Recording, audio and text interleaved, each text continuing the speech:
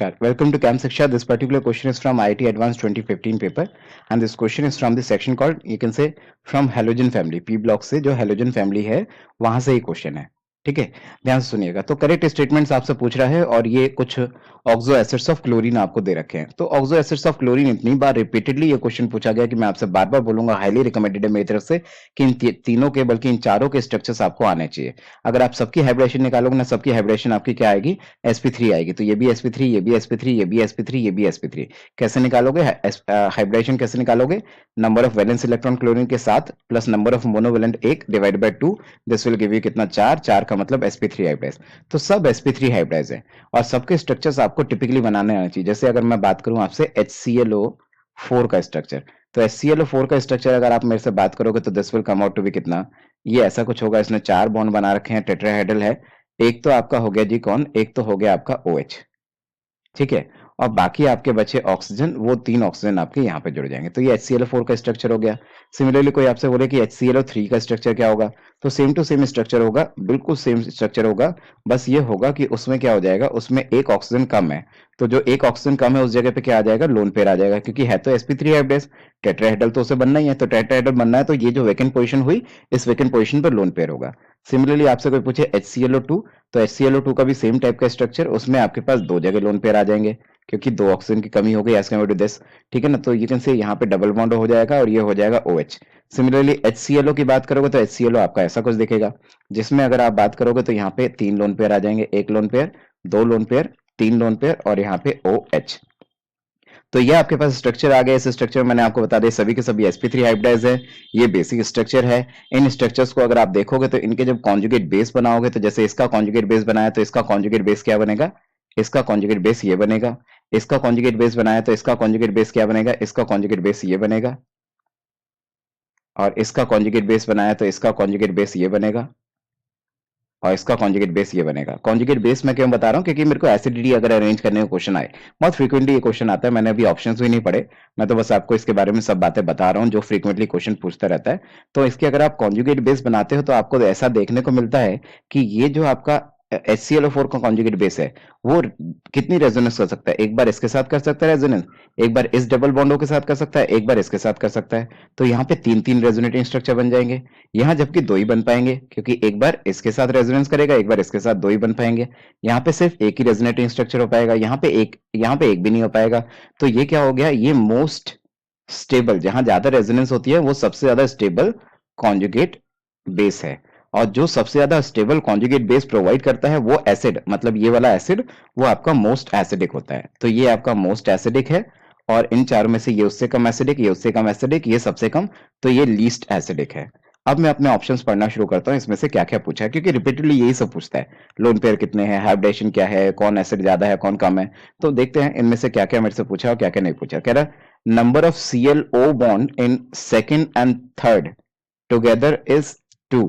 कह रहे सेकंड में और थर्ड में C डबल बॉन्ड और total C double bond bond कितने हैं? तो यहाँ पे है 1 और यहाँ पे है 2, टोटल तो 3 है. इसने 2 बोल रखे हैं, तो ये करेक्ट इनकरेक्ट स्टेटमेंट है. कह रहे number of lone pair of electrons in second and third. Second और थर्ड में total number of lone pair आपके पास कितने हैं? 3 है. तो एक लोन पेयर यहाँ, एक यहाँ, एक यहाँ, 3 है. 3 ही वो कह रहा है आपसे, तो इसलिए बी ऑप्शन बिल्कुल सही है. कह रहे hybridization of Cl in fourth is sp3. मैंने तो आपको बोला चारों में ही sp3 है, तो ये तो सही है. ऑप्शन नंबर सी भी सही है, चारों ही sp3 है.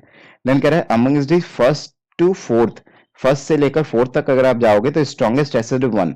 तो क्या फर्स्ट वाला स्ट्रॉन्गेस्ट एसिड है? नहीं जी, मैंने अभी आपको समझाया लीस्ट एसिडिक है, ये मोस्ट एसिडिक है. तो ये आपका लीस्ट एसिडिक है, मोस्ट आपका लीस्ट एसिडिक है, मोस्ट एसिडिक नहीं है. इसलिए ऑप्शन नंबर डी भी गलत है. तो देखो मैंने अभी क्वेश्चन भी नहीं पढ़ा था, अगर मैं सच बताऊं तो मैंने सिर्फ और सिर्फ आपको बताना शुरू किया कि आपको इन चारों के बारे में ये सब बातें पता होनी चाहिए. और यहीं से मेरे को पता चला, ये हमारा एक्सपीरियंस है. मैं आपसे कहता हूं कि अगर इनके ऊपर क्वेश्चन पूछेगा, इन्हीं में से ही पूछेगा. आपको ये सारी बातें पता होनी चाहिए, HClO4, HClO3, HClO2 और HCl के बीच में कि हाइब्रिडेशंस क्या है, शेप ज्योमेट्री क्या है, कितने लोन पेयर है, कितने डबल बॉन्ड हुए, कितने सिंगल बॉन्ड हुए, कौन ज्यादा एसिडिक, कौन कम एसिडिक, किसकी sp3 हाइब्रिडेशन है, कौन टेट्राहेड्रल है, कौन जो किसका आपका पिरामिडल है. ठीक है, तो ये पिरामिडल कहलाएगा, ये थोड़ा बेंड शेप कहलाएगा, ये आपका टेट्राहेड्रल कहलाएगा. तो इस तरह से इनकी शेप ज्योमेट्रीज भी आपको पता होने चाहिए. इन सब के ऊपर क्वेश्चन बनाता है. फिलहाल इस क्वेश्चन का आंसर अगर देखोगे तो question for this, the answer for this question must be option number B and option number C only. This question is from IIT Advanced 2020 paper paper 1 कह रहा है with respect to hypochloride chlorate and chlorate ion perchlorate ion, उनके बारे में पूछ रहा है कि कौन स्ट्रॉन्ग बेस होता है, कौन स्ट्रॉन्ग एसिड होता है, ये सब बातें पूछ रहा है। उनकी शेप के बारे में बात कर रहा है, उसकी डिस्पोजिशन रिएक्शन के बारे में बात कर रहा है, उनकी रिएक्शन विद सल्फाइड आयन की बात कर रहा है। तो हो जाएगा, वैसे अगर आप देखें ना तो हो तो जाएगा क्वेश्चन, देखें जरा करके देखते हैं। अच्छा, इसने क्या क्या बोला आपसे, हाइपोक्लोराइड, क्लोरेट और परक्लोरेट। परक्लोरेट तो बहुत फेमस है, आपको पता ही होगा। परक्लोरेट HClO4 को बोलते हैं परक्लोरिक एसिड। तो perchlorate will be ClO4 1 minus unit. अच्छा, उसी हिसाब से अगर आप देखोगे तो आपका हाइपोक्लोरेट क्या होता है, हाइपोक्लोरेट होता है आपका OCl minus unit, ClO minus unit.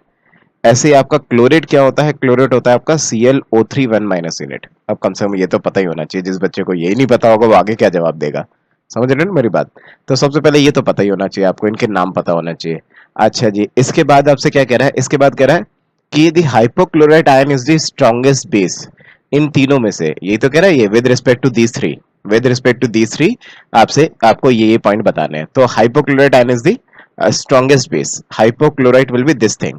अगर आप देखो तो तीनों के रिस्पेक्टिव एसिड बनाओ, तो ये तो बहुत फेमस सा क्वेश्चन नहीं होता था आपको। जब हम देखते थे HClO4 सबसे स्ट्रॉन्गेस्ट होता था, HClO3 उससे कम स्ट्रॉन्गेस्ट होता था, HClO2 उससे कम स्ट्रॉन्गेस्ट होता था और सबसे वीक होता था आपका HClO एसिडिटी में। ये एसिडिटी है, ऑब्वियस सी बात है। अगर एसिडिटी का ट्रेंड ये है तो उनके कॉन्जुगेट बेस का ट्रेंड क्या होगा, कॉन्जुगेट बेस का ट्रेंड बिल्कुल उसका उल्टा होगा। क्योंकि जो वीक एसिड होता है उसका कॉन्जुगेट बेस स्ट्रांग होता है, जो स्ट्रांग एसिड होता है उसका कॉन्जुगेट बेस वीक होता है। तो ये ClO4 1 माइनस होगा, ये उससे स्ट्रांग ClO3 1 माइनस होगा, उससे स्ट्रांग आपका ClO2 1 माइनस होगा, सबसे स्ट्रांग आपका ClO1 माइनस होगा। तो ये स्टेटमेंट तो फिर सही हो गया, ये कह रहा है hypochlorite ion is the strongest base, सही तो है। इन तीनों में से सबसे स्ट्रॉन्गेस्ट बेस आपका ये हो जाएगा, ठीक है जी। अच्छा, इनके अगर आप देखो तो क्या कह रहा है, molecular shape of only chlorate ion is influenced by loan pair of electrons. Chlorate ion is influenced by loan pair of electron. अच्छा, अगर आप देखो इन तीनों के स्ट्रक्चर्स अगर आप बनाओ तो इन तीनों के स्ट्रक्चर्स में मैं आपको बना के दिखा देता हूं। देखो इसका, इसका और इसका, इन तीन का चाहिए, इसके बारे में तो बात ही नहीं कर रहा आपसे। इसका स्ट्रक्चर अगर आप बनाओ तो this will be ClO4 minus कह रहा है ना, तो इसका मतलब है ये कुछ ऐसा होगा। इसकी बात करोगे तो इसके पास होगा क्या, इसके पास होगा एक लोन पेयर होगा इसके पास, एक ऑक्सीजन कम हो गया तो एक लोन पेयर होगा इसके पास, और ये ऐसा होगा दिखने में। और इसको देखोगे तो इसका क्या होगा, इसका लोन पेयर यहाँ होगा, इसका एक लोन पेयर यहाँ होगा, एक लोन पेयर यहाँ होगा, ये O माइनस होगा। तो अगर आप देखें तो कह रहा है molecular shape of only chlorate ion, सिर्फ और सिर्फ इसकी शेप बताने के लिए आपको लोन पेयर की जरूरत पड़ेगी, मतलब लोन पेयर से फर्क पड़ेगा। बाकी इसकी और इसकी शेप बताते वक्त लोन पेयर से कोई फर्क नहीं पड़ेगा, ठीक है। ऐसा कुछ कहने की कोशिश कर रहा है आपसे। तो ये तो सही बात है, यहाँ पे तो लोन पेयर है ही नहीं, तो इसलिए यहाँ पे तो लोन पेयर से कोई जजमेंट होगा ही नहीं। और ये भी सही बात है, यहाँ पे भी लोन पेयर का कोई रोल नहीं है, क्योंकि जब कभी भी कोई दो चीज जुड़ी होती है तो वो तो ऑलवेज लीनियर ही बनाएंगी ना। ऐसा थोड़ा ना कि लोन पेयर आने की वजह से लीनियर की वजह कुछ और हो जाएगा। एक लोन पेयर हो तो कुछ और हो जाएगा, दो होगा तो कुछ और हो जाएगा, तीन होगा तो कुछ और हो जाएगा। तो लोन पेयर होने या ना होने से कुछ मैटर ही नहीं करता। ए और बी जब भी कोई दो चीजों को जोड़ोगे तो लीनियर ही होगा। तो इसकी शेप ज्योमेट्री बताते वक्त लोन पेयर का कोई खास रोल है नहीं, ये नहीं भी होते तो भी लीनियर ही था, और है तब भी लीनियर ही है। लेकिन इसके ना होने से अगर ये नहीं होता तो ये ट्रायंगुलर प्लेनर हो जाता। अभी ये है तो ये पिरामिडल शेप बना रहा है। इस लोन पेयर ने इसको धक्का दिया होगा इन तीनों को, ताकि ये बेंड हो गए होंगे, जिसकी वजह से ट्रायंगुलर प्लेनर बोला, सॉरी मैंने ट्रायंगुलर पिरामिडल बना लेगा ये। तो ये पिरामिडल टाइप स्ट्रक्चर बना रहा है। तो अगर देखा जाए तो हाँ भाई सही बात कह रहा है ये, इसकी शेप ज्योमेट्री बताते वक्त is influence by loan pair of electrons of Cl, जबकि इसकी और इसकी शेप बताते वक्त आप लोग लोन पेयर का रोल नहीं दिखाओगे। सही बात है, ये तो इसने सही बोल दिया। कह रहा है hypochlorite and chlorate ion disposition to give rise to identical set of ion. देखो भाई, जहां पे आप पी ब्लॉक केमिस्ट्री पढ़ते हो ना, वहां पे इसके डिस्पोजिशन की रिएक्शंस होती हैं। और अगर आपने आपने वहां पे नहीं पढ़ी हो तो मैं आपको बता दूं, एनसीईआरटी में जहां पे 11th क्लास का जो रिडॉक्स चैप्टर आप पढ़ते हो, वहां कहीं एक सॉल्ट एग्जांपल में भी ऐसा कुछ दिखा रखा है, जिसमें इन सब चीजों का, इसका इसका इसका इन चारों का, इनफैक्ट इन चारों का डिस्पोजिशन रिएक्शन वहां पे आपको मेंशन किया गया है। अभी फिलहाल किस किस का कहना चाह रहा है ये, फिलहाल हाइपोक्लोराइड का, मतलब इस पहले वाले का, और क्लोरेट का मतलब सेकंड वाले का, इन दोनों का पूछ रहा है कि इन दोनों का डिस्पोजिशन क्या होगा। तो ये याद रखने वाली चीज है, इसमें तो क्या बताएं आपको, ये तो आपको याद ही रखना पड़ेगा। तो इन दोनों का अगर आप देखोगे तो इसका इसका तो हो जाएगा जी ClO1 माइनस का, इसका डिस्पोजिशन करते हैं तो बनता है Cl minus plus ClO3 1 minus, जबकि इसका डिस्पोजिशन जब करते हैं तो बनता है आपका Cl minus plus ClO4 1 minus, ऐसा होता है। तो Cl माइनस तो फिर भी कॉमन है, लेकिन इसने लैंग्वेज क्या यूज करी है, लैंग्वेज यूज करी है आइडेंटिकल सेट ऑफ आयंस। तो जो सेट ऑफ आयंस है मतलब ये कलेक्टिवली अगर आप बोलो कि ये सेट ऑफ आयंस और ये set of ions are they same, नहीं जी, they are not same. Cl minus ion तो सेम है बट दूसरे वाले सेम नहीं है, इसलिए सेट ऑफ आयंस सेम नहीं है, इसलिए मैं सेट ऑफ आयंस वाली लाइन को पढ़ते हुए इसको क्रॉस लगा रहा हूं। अदरवाइज ऐसा होता कि will generate the same ion, तो सेम आयन तो जनरेट कर रहे हैं, ये भी Cl माइनस आयन बना रहा है, ये भी Cl माइनस आयन बना रहा है, दोनों से सेम आयन बन रहे हैं, वो टिक मार देता मैं। लेकिन ये कह रहा है सेम सेट ऑफ आयंस, तो सेम सेट ऑफ आयंस तो नहीं बन रहे, इसलिए मैंने क्रॉस मार दिया। कह रहा है हाइपोक्लोराइट आयन ऑक्सीडाइज दी सल्फाइट आयन। हाँ ये तो होती है, एक रिएक्शन होती तो है ही है। क्या क्या आपके पास अगर ClO1 माइनस हो, इसको अगर आप क्या कर दो SO3 2 माइनस आयन से रिएक्ट करा दो, तो ऐसा करने से इसका ऑक्सीडेशन हो जाएगा, और सल्फाइड का आपको पता ही है ऑक्सीडेशन करने से सल्फेट बन जाता है, तो SO4 2 माइनस आयन बन जाएगा। और ये जो ClO4 1 माइनस होता है ये Cl माइनस आयन में कन्वर्ट हो जाता है। तो थोड़ा सा ये और ये फैक्ट तो एक तरह से याद करने वाले से हुए कि ये दोनों रिएक्शन याद होने चाहिए तभी हो सकता है, बाकी ये दोनों तो ज्यादा याद करने वाला नहीं है, ये तो इन जनरल था शुरू के 2 ऑप्शन, तो शुरू के 2 ऑप्शन तो कम से कम मल्टी करेक्ट अगर हो और आपको अगर पार्शियल मार्किंग भी आप खींच सकें तो कम से कम शुरू के 2 ऑप्शन पे तो आपको मतलब कॉन्फिडेंस होना ही चाहिए। लास्ट के 2 थोड़ा सा याद रखने वाली चीज है, ठीक है। तो आंसर क्या आ रहा है, answer should be option A, B and D. Here, the question states that when 1 mole of rhombic sulfur is treated with concentrated nitric acid, it gives a sulfur compound with the highest oxidation state of sulfur and water molecules as product. And we have to find out the mass of water when only 1 mole of rhombic sulfur is reacted. And this question is asked in IIT JEE Advanced 2019. To solve the problem, first we need to know the formula of rhombic sulfur. As it is an 8-membered ring, so its formula is S8. Now, S8 reacts with nitric acid to form sulfur compound with its highest oxidation state. Highest oxidation state which sulfur can show is 6. Now, consider the balanced equation of the reaction between rhombic sulfur and concentrated nitric acid. Here, the product formed is sulfuric acid. The oxidation state of sulfur in H2SO4 is calculated and it is found out to be +6. That is the highest oxidation state shown by the sulfur. Now, according to this balanced equation, 1 mole of sulfur produces 16 moles of H2O. As mass of 1 mole of water is 18 grams, so mass of 16 moles of water molecules is 288 grams. Thank you. Namaskar. This particular question is from IIT Advanced 2020 paper. Question में पूछ रहा है which of the following liberates O2 upon hydrolysis. तो इनमें से कौन है जो ऑक्सीजन बनाएगा अपॉन हाइड्रोलाइसिस।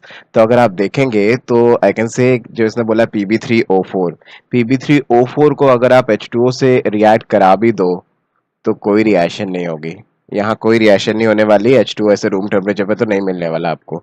ऐसे अगर मैं इसकी बात करूँ पोटेशियम सुपर ऑक्साइड, इसकी अगर आप H2O से रिएक्शन करा देते हो तो ऐसा करने से आपका बन जाता है क्या KOH प्लस H2O2, और KOH plus H2O2 further decompose होके आपका H2O और O2 बना सकते हैं, जिसके हिसाब से कुछ लोग कह सकते हैं कि डायरेक्टली इसके जो प्रोडक्ट कुछ लोग बोले वो डायरेक्टली बोल दें कि इससे KOH बनेगा, H2O बनेगा और O2 बनेगा।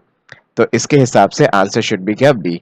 अच्छा बाकी अगर देखा जाए Na2O2 और Li2O2 इन पे अगर देखा जाए तो ये दोनों के दोनों रूम टेम्परेचर पर तो रिएक्ट करते नहीं है, कुछ थोड़ी सी ड्रास्टिक कंडीशन अगर आप दे दो तो मे भी शायद कर जाए, और ऐसा करने पे ये NaOH प्लस H2O2 दे दें और ऐसा करने पे शायद ये लिथियम भी जो है आपका है lithium hydroxide LiOH plus H2O2 दे दे। लेकिन सिंस जैसे कि मैंने आपको बोला कि रूम टेम्परेचर पर रिएक्शन नहीं होती है, इतनी इजी नहीं है, जो सबसे इजीएस्ट है यहाँ पे वो ऑप्शन नंबर बी है। और ये क्वेश्चन भी अगर मैं आपको बताऊं तो जब आया था इस साल में तो सिंगल करेक्ट ऑप्शन में आया था, तो बेस्ट आंसर अगर हम देखें चारों ऑप्शन में से तो ऑप्शन नंबर बी ही आ रहा है। तो इसलिए अननेसेसरी सी और डी के बारे में ना सोचे। शायद अगर मल्टी करेक्ट होता तो शायद मैं सी और डी के बारे में कुछ ना कुछ सोचता। तो फिलहाल आप बी ऑप्शन मार्क करें, तो B should be the answer. Namaskar. Welcome to Camp Shiksha. This particular question is from the IIT Advanced 2017 paper and the question is from the section called P block chemistry. P block chemistry में इससे आसान सवाल तो वो पूछ ही नहीं सकता था, बहुत सिंपल क्वेश्चन उसने पूछा। सिंपली बस आपसे कह रहा है कि यहाँ पे फॉस्फोरस की ऑक्सीडेशन स्टेट क्या है सब में, ये बता दो। तो सब में अगर फॉस्फोरस की ऑक्सीडेशन स्टेट निकालने की कोशिश करोगे तो पहले जस्ट सिंपल वे से ही निकालने की कोशिश करते हैं एक बार जरा। जैसे मान लो H3PO2 की निकालू मैं ऑक्सीडेशन स्टेट, तो हाइड्रोजन की +1 मान के चलूँ तो 3 बार +1 प्लस एक्स प्लस 2 बार -2 इज इक्वल टू 0। तो यहाँ से जो x जो ऑक्सीडेशन स्टेट आपको निकल के आ रही है वो कितनी आ जाएगी, वो आ जाएगी +1।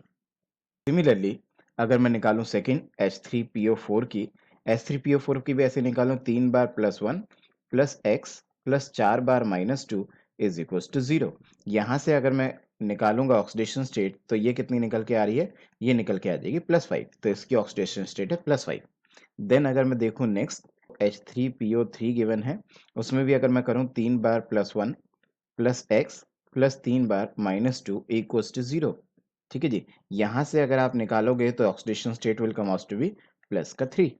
देन अगर मैं लास्ट वन करूँ आपका H4P2O6, इसमें करूँ 4 बार +1 प्लस 2 बार x प्लस 6 बार -2 इक्वल्स टू 0। यहाँ से जब आपने x कैलकुलेट किया तो this x will come out to be +4। तो ऐसे में सिंपली आपसे क्या पूछना चाह रहा था, ये कहना चाह रहा था इनकी ऑक्सीडेशन स्टेट को अरेंज कर दो, किसकी सबसे ज्यादा, किसकी उससे कम, किसकी सबसे कम। तो सबसे ज्यादा तो किसकी हो गई, H3PO4 की, जो कि है +5। +5 के बाद +4 वाला, इसका मतलब है इसके बाद है H4P2O6। इसके बाद है +3 वाला, दैट इज H3PO3। और इसके बाद है +1 वाला, that is called as H3PO2। तो इसका मतलब है कि your answer should B this. इस ऑप्शन को जरा ढूंढने की कोशिश करो, H3PO4, H4P H4P2O6, then H3PO3, then H3PO2। That's why your answer should be option number C only. Namaskar, welcome to Camp Shiksha. This particular question is from IIT Advanced 2021 paper and this question is from the section called Inorganic Chemistry। उसमें भी P block, और P block में भी आप कहो तो oxygen family, sorry nitrogen family. Nitrogen family में nitrogen आता है, फॉस्फोरस आता है, फॉस्फोरस की केमिस्ट्री जहाँ पे पढ़ते हैं वहाँ से ये क्वेश्चन है। तो इस तरह के क्वेश्चन आपके लिए एक तरह से बोनस क्वेश्चन ही हैं, क्योंकि अगर आप थोड़ा सा भी एनसीईआरटी की बुक भी, बहुत बड़ी बुक भी मत पकड़ो, एनसीईआरटी की बुक पकड़ो और उसी से अगर आप इनऑर्गेनिक पी ब्लॉक वगैरह पढ़ के आते हो तो उसी से क्वेश्चन बनाते हो और आप बड़े प्यार से कर लेते हो। ध्यान सुनिएगा। तो कह रहा है कि upon heating H3PO3 undergoes disproportionation reaction into this and this. तो ये टिपिकल सी रिएक्शन है जो एनसीईआरटी में भी लिखी हुई मिल जाएगी आपको। तो ये होता है H3PO3 अगर आपके पास है, उसको अगर आप हीट करते हो तो डिकम्पोज करता है और डिकम्पोज करने के बाद H3PO4 बनाता है और आपका PH3 बनाता है। बैलेंस करना चाहो तो आप बैलेंस कर सकते हो, यहाँ 4 लगा दो, यहाँ 3 लगा दो। बाकी ये डिस्पोर्शनेशन रिएक्शन है कि नहीं ये आप चेक कर लेना।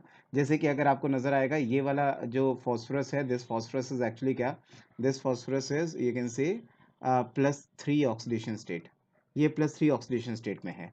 ये वाला फॉस्फोरस आपका +5 ऑक्सीडेशन स्टेट में है और ये वाला फॉस्फोरस -3 ऑक्सीडेशन स्टेट में है। तो आपको दिख रहा है यहाँ से यहाँ जाने में क्या हो रहा है, लॉस ऑफ इलेक्ट्रॉन हो रहा है, ये ऑक्सीडेशन हो रहा है। और यहाँ से यहाँ जाने में क्या हो रहा है, गेन ऑफ इलेक्ट्रॉन हो रहा है, तो ऑब्वियसली ये रिडक्शन हो रहा है। तो सिंस फॉस्फोरस का ही ऑक्सीडेशन, फॉस्फोरस का ही reduction, that's why you can say कि this reaction is disproportionation reaction. तो ये पर्टिकुलर रिएक्शन डिस्प्रोपोर्शनेशन रिएक्शन है। तो आपको इनफैक्ट ऐसा भी नहीं था कि आपको कुछ मेमोराइज करना था, उसने ऑलरेडी रिएक्शन भी आपको बताई दी है। H3PO3 से H3PO4 और PH3 बनाना है, रिएक्शन भी उसने दे दिया आपको। रिएक्शन भी वो आपसे एक्सपेक्ट नहीं कर रहा कि याद करो, बस वो ये पूछ रहा है कि होता है कि नहीं होता है, और होता भी है तो ये डिस्प्रोपोर्शनेशन कहलाएगा या नहीं कहलाएगा। ठीक है ना। तो ये होती है रिएक्शन और ऊपर से डिस्प्रोपोर्शनेशन कहलाती है कि नहीं वो आपको चेक करना पड़ेगा। ऑक्सीडेशन रिडक्शन दोनों ही हो रहे हैं सेम फॉस्फोरस एटम का, इसलिए ये डिस्प्रोपोर्शनेशन रिएक्शन कहलाएगा। तो ए ऑप्शन सही ऑप्शन है। While H3PO3 act as reducing agent, H3PO4 can not. अब मेरी बात सुनो कि अगर आप H3PO4 की बात करो और वहां पे फॉस्फोरस का ऑक्सीडेशन स्टेट निकालो तो वो तो +5 आ गया, और +5 तो इसका मैक्सिमम पॉजिटिव ऑक्सीडेशन स्टेट है, मैक्सिमम पॉजिटिव ऑक्सीडेशन स्टेट है, तो मतलब इससे ज़्यादा पॉजिटिव हो ही नहीं सकता, ये इससे ज़्यादा लॉस ऑफ इलेक्ट्रॉन नहीं कर सकता। अब आप इससे कहो कि और इलेक्ट्रॉन लॉस करे तो नहीं करेगा, और सिंस और इलेक्ट्रॉन लॉस नहीं करेगा तो अपना ऑक्सीडेशन नहीं करेगा, ठीक है। ऑक्सीडेशन नहीं करेगा तो जब खुद का ऑक्सीडेशन नहीं होगा तो दूसरे के लिए रिड्यूसिंग एजेंट का काम नहीं कर पाएगा, इसलिए ये बात सही लिखी हुई है, H3PO3 दूसरे के लिए रिड्यूसिंग एजेंट का काम नहीं कर सकता। बट H3PO3 जो आपके पास लिखा हुआ है, ये मैंने अभी अभी बताया कि इसकी ऑक्सीडेशन स्टेट क्या है, इसकी +3 है। अगर +3 ऑक्सीडेशन स्टेट में है तो फास्फोरस का मैक्सिमम पॉजिटिव ऑक्सीडेशन स्टेट क्या होता है, +5। तो मैक्सिमम पॉजिटिव ऑक्सीडेशन स्टेट पे तो वो जा ही सकता है ना, मतलब वो लॉस ऑफ इलेक्ट्रॉन अभी फर्दर और भी लॉस ऑफ इलेक्ट्रॉन कर सकता है। तो अगर वो खुद अपना लॉस ऑफ इलेक्ट्रॉन करेगा तो दूसरे खुद ऑक्सीडेशन करेगा तो दूसरे को रिडक्शन करेगा, तो इसलिए वो अच्छा रिड्यूसिंग एजेंट की तरह काम करेगा, ठीक है। तो बी ऑप्शन भी हमारा सही लगता है, बी ऑप्शन भी सही है, रिड्यूसिंग एजेंट की तरह काम करेगा लेकिन दूसरा वाला नहीं करेगा, मतलब H3PO3 करेगा, H3PO4 नहीं करेगा, ठीक है। लास्ट जो आपसे H3PO3 का स्ट्रक्चर के बारे में क्वेश्चन कर रहा है, तो स्ट्रक्चर्स तो आपको आने चाहिए टिपिकल से कम H3PO4, H3PO3, H3PO2, इन तीनों के तो एटलीस्ट स्ट्रक्चर याद कर ही लेना, इसके ऊपर तो जेई बहुत बार सवाल पूछता है, और ये तो बोनस क्वेश्चन है, ये तो आपको आना ही चाहिए, बड़े प्यार से क्वेश्चन सॉल्व होते हैं। तो बस इस तरह से मैंने स्ट्रक्चर बनाया। अब ये पूछ रहा है कि ये मोनोबेसिक है, मोनोबेसिक मतलब क्या, ये सिर्फ एक ही H+ आयन लूज करता है, तो कितने H+ आयन लिबरेट करता है, तो ऑक्सीजन से जुड़े हुए हाइड्रोजन लिबरेट होते हैं, मतलब यहाँ से हाइड्रोजन लिबरेट होगा, यहाँ से हाइड्रोजन लिबरेट होगा, ये वाला हाइड्रोजन लिबरेट नहीं होता है। तो अगर आप इसकी बात करोगे तो इसमें कितने हाइड्रोजन ये लिबरेट कर सकता है, 2 H+ आयन ये रिलीज कर सकता है, तो ये 2 H+ आयन लिबरेट करता है, रिलीज करता है, मोनोबेसिक नहीं है बल्कि डायबेसिक है, तो ये स्टेटमेंट गलत है। अगला स्टेटमेंट भी इसी स्ट्रक्चर के ऊपर है, कह रहा थी hydrogen atom of PH bond in H3PO3 is non ionizable in water. तो यही तो मैंने बोला कि जब आप क्या करते हो, जब आप पानी के अंदर डालते हो, एक्वस मीडियम में डालते हो, तो यहाँ से टूटता है, यहाँ से टूटता है, और ये हाइड्रोजन निकल जाते हैं, ये जो ऑक्सीजन से जुड़े हुए हाइड्रोजन से ये निकल जाते हैं, बट जो फॉस्फोरस से जुड़ा हुआ हाइड्रोजन है ये नहीं ब्रेक होता है, ये ब्रेक नहीं होता है, तो इसको देखोगे तो ये ब्रेक नहीं हो पाएगा। तो क्यों नहीं ब्रेक हो पाएगा, क्योंकि यहाँ पे पोलैरिटी ज़्यादा नहीं है, इलेक्ट्रॉनिक डिफरेंसेस ज़्यादा नहीं है। हाइड्रोजन और फास्फोरस की इलेक्ट्रोनेगेटिविटी आप देखोगे, डाटा देखोगे तो ऑलमोस्ट कंपेरेबल सी होती है। तो भाई बॉन्ड तो वो टूटेगा ना जहाँ पे इलेक्ट्रोनेगेटिव डिफरेंसेस होंगे, ये बहुत इलेक्ट्रोनेगेटिव है ऑक्सीजन और हाइड्रोजन कम इलेक्ट्रोनेगेटिव है, तो इलेक्ट्रोनेगेटिव डिफरेंसेस होंगे तो टूटने के चांसेस है, but almost same he electronegativity के अगर दो एटम हो उनके बीच में बॉन्ड बनाओ तो वो इतनी जल्दी से टूटता नहीं है, जिस वजह से ये बॉन्ड नहीं टूटेगा, ये और ये टूट जाएंगे। ये कह रहा है हाइड्रोजन एटम और दी पीएच बॉन्ड ब्रेक होगा, ब्रेक नहीं होगा, अच्छा ये कह रहा है नहीं होगा, तो सही कह रहा है, नहीं होगा ब्रेक। तो इस हिसाब से देखा जाए तो ऑप्शन नंबर सी गलत आ रहा है, and the correct option for this question must be option number A, B and C. तो A, B and C. Namaskar, welcome to Camp Siksha. This particular question is from 2015 IIT Advanced paper, and this question is from the section called Nitrogen Family P Block Chemistry. तो ये बहुत simple question है, कहता है कि N2O3 का structure बनाओ और उसमें काउंट करके बता दो नंबर ऑफ इलेक्ट्रॉन पेयर कितने हैं, ठीक है जी, नंबर ऑफ लोन पेयर कितने हैं, ठीक है जी। तो सिंपल है, आपको नाइट्रोजन के जितने भी ऑक्साइड्स है ना, आईआईटी के बहुत फेवरेट है, आईआईटी हर साल नहीं तो एवरी अल्टरनेट ईयर नाइट्रोजन के ऑक्साइड्स पे कुछ ना कुछ क्वेश्चन पूछता ही पूछता है। आप हर साल का क्वेश्चन पेपर उठा के देखना, एक ना एक क्वेश्चन जरूर होगा। तो नाइट्रोजन के ऑक्साइड्स के स्ट्रक्चर, उनमें से कौन पैरामेटिक है, कौन डायमेटिक है, किसमें पानी डालने पे कौन सा एसिड बन जाता है, ठीक है जी, या फिर कौन से एसिड में एनहाइड्राइड डालने पे कुछ मतलब यू कैन से डिहाइड्रेटिंग एजेंट डालने पे कौन सा नाइट्रोजन ऑक्साइड बन जाता है, कौन कौन ज्यादा कौन कौन एसिडिक नाइट्रोजन के ऑक्साइड कौन कौन से एसिडिक हैं, कौन कौन से न्यूट्रल हैं, कौन ज्यादा एसिडिक है कौन कम है, ये सब क्वेश्चंस बहुत फ्रीक्वेंटली पूछता है और पूछेगा ही पूछेगा, आने वाले समय में भी हर साल पूछेगा। तो इसलिए इंपॉर्टेंट सेक्शन है, नाइट्रोजन के सभी ऑक्साइड्स के स्ट्रक्चर्स वगैरह आप ढंग से देख लेना, ठीक है जी। अभी फिलहाल मैं बोलूं N2O3, तो N2O3 की अगर आप बात करो तो उसके स्ट्रक्चर की अगर बात करें, थोड़ा सा एम्बिग्यूटी है इस स्ट्रक्चर पे, कि कुछ लोग बोलते हैं कि इसका स्ट्रक्चर ऐसा होता है NON बॉन्ड होता है, कुछ बोलते हैं NON बॉन्ड नहीं होता है। तो दोनों ही स्ट्रक्चर वैसे पॉसिबल हैं, दोनों ही हो सकते हैं, हम दोनों ही बना के देख लेते हैं, आंसर दोनों से बराबर ही आएगा। अगर आप ध्यान से देखोगे ना तो आंसर दोनों से बराबर आएगा। नंबर ऑफ लोन पेयर पूछ रहे हैं, नंबर ऑफ लोन पेयर तो दोनों से ही बराबर आएंगे। तो एक तो कुछ लोग तो बोलते हैं कि नाइट्रोजन का ऐसा स्ट्रक्चर होता है, NON बॉन्ड होता है और फिर 3 ऑक्सीजन है ना, एक तो ये हो गया, बाकी 2 ये रहे, एक यहाँ एक यहाँ। तो कुछ लोग तो बोलते हैं ऐसा एक स्ट्रक्चर है, कुछ लोग बोलते हैं ऐसा नहीं, NON बॉन्ड होता ही नहीं है, NN डायरेक्टली अटैच्ड होते हैं, ठीक है जी। और ऐसा होता है कि एक ऑक्सीजन किसी एक पे और बाकी दूसरे पे 2 ऑक्सीजन, ऐसा बोलते हैं, ठीक है जी। और इसमें अब आपको बताना है कि नंबर ऑफ लोन पेयर कितने हैं। तो लोन पेयर बताएंगे, पहले जरा इसको तो देखो कि यहाँ पे फिलहाल सबका ऑक्टेट कंप्लीट है कि नहीं, उतने उतने लोन पेयर देते चलो। जैसे ऑक्सीजन को काउंट करूँ तो 1 2 3 4 5 6 7 8, नाइट्रोजन को काउंट करूँ तो 1 2 3 4 5 6 7 8, इसको काउंट करूँ तो 1 2 3 4 5 6 7 8, इसको काउंट किया तो 1 2 3 4 5 6 7 8, इसको देखा तो 1 2 3 4 5 6 7 8। तो अगर आपने देखा तो सारे मैंने सबका ऑक्टेट कंप्लीट कर दिया, सबको लोन पेयर दे दिया। सिमिलरली अगर यहाँ पे करूँ तो नाइट्रोजन है तो ऑब्वियसली 1 2 3 4 5 6 7 8, 1 2 3 4 5 6 7 8। इसको देखूं तो 1 2 3 4 5 6 7 8। ठीक है जी, इसको देखूं 1 2 3 4 5 6 7 8, इसको देखो तो 1 2 3 4 5 6 7 8, इसके 8 पूरे हैं।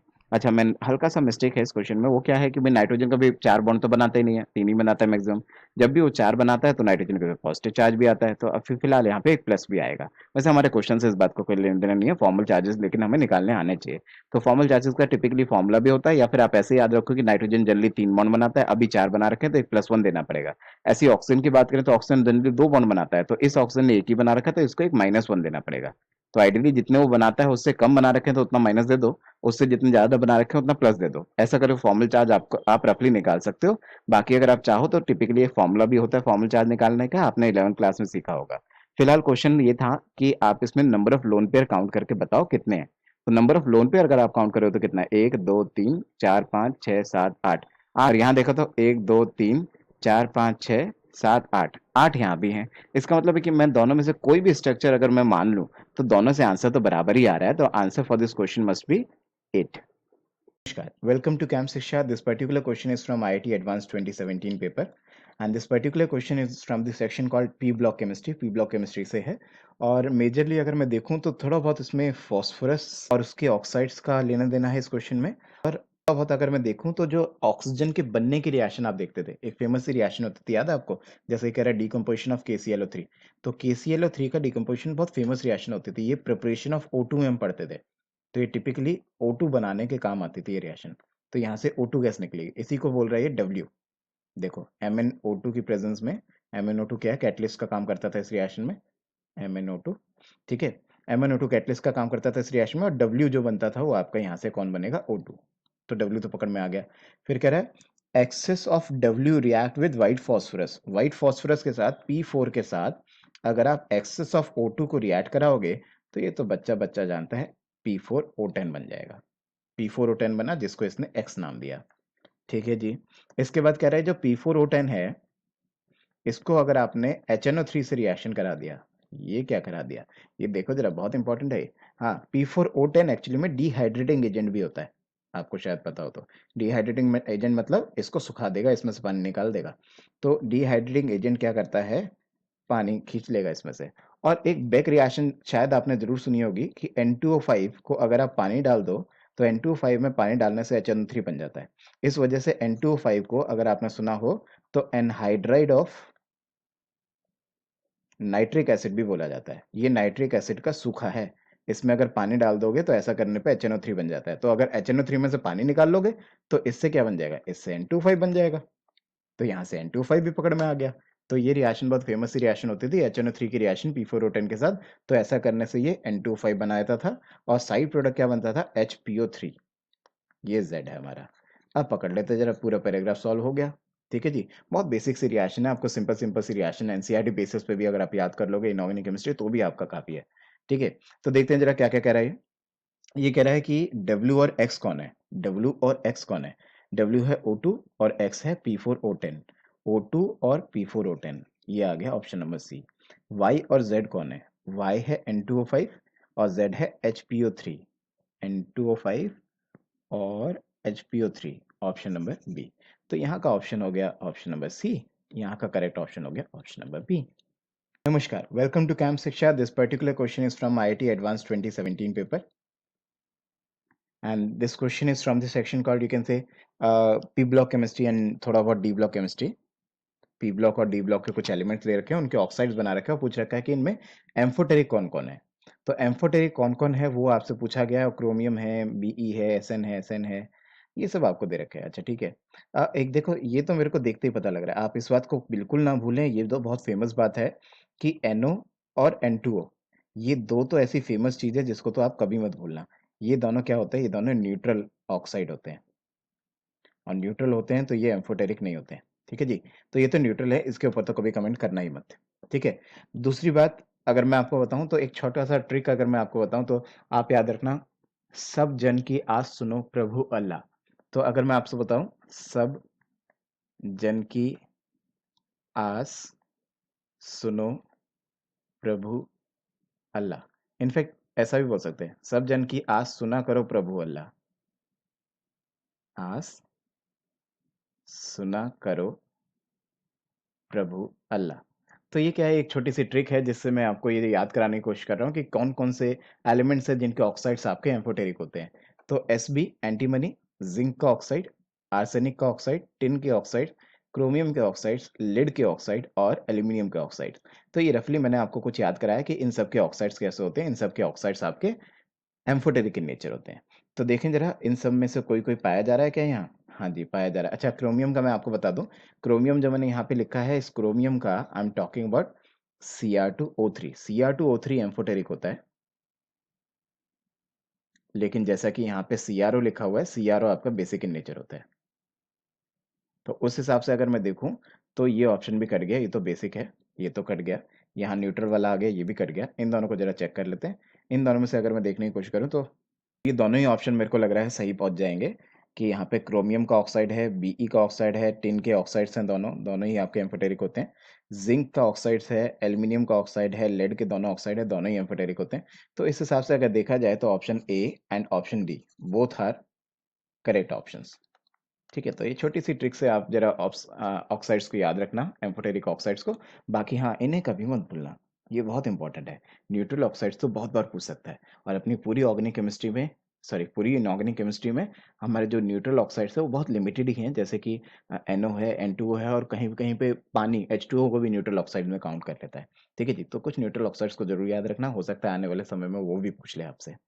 Okay, welcome to Camp Shiksha. This particular question is from IIT Advanced 2017 paper, and this question is from the section called inorganic chemistry, क्योंकि मैं इनऑर्गेनिक केमिस्ट्री ही बोल रहा हूँ, क्योंकि कुछ हद तक अगर देखा जाए तो ये कंटेंट हम कहीं कहीं पी ब्लॉक में भी पढ़ते हैं, और कुछ हद तक अगर देखा जाए तो ये कंटेंट हम डी ब्लॉक में भी पढ़ते हैं। तो डी ब्लॉक और पी ब्लॉक का कुछ मिक्सचर क्वेश्चन है, तो इसलिए मैंने इसको चैप्टर स्पेसिफाई नहीं बोला मैंने इसको। अच्छा देखें जरा, तो अगर मैं इस क्वेश्चन को करने की कोशिश करूं, ध्यान से मेरी बात समझते चलना। अच्छा, आयरन की कंसंट्रेटेड HNO3 के साथ रिएक्शन, तो एक तो आपने सुना होगा Fe3O4 का लेयर बन जाता है, वो भी रिएक्शन होता है।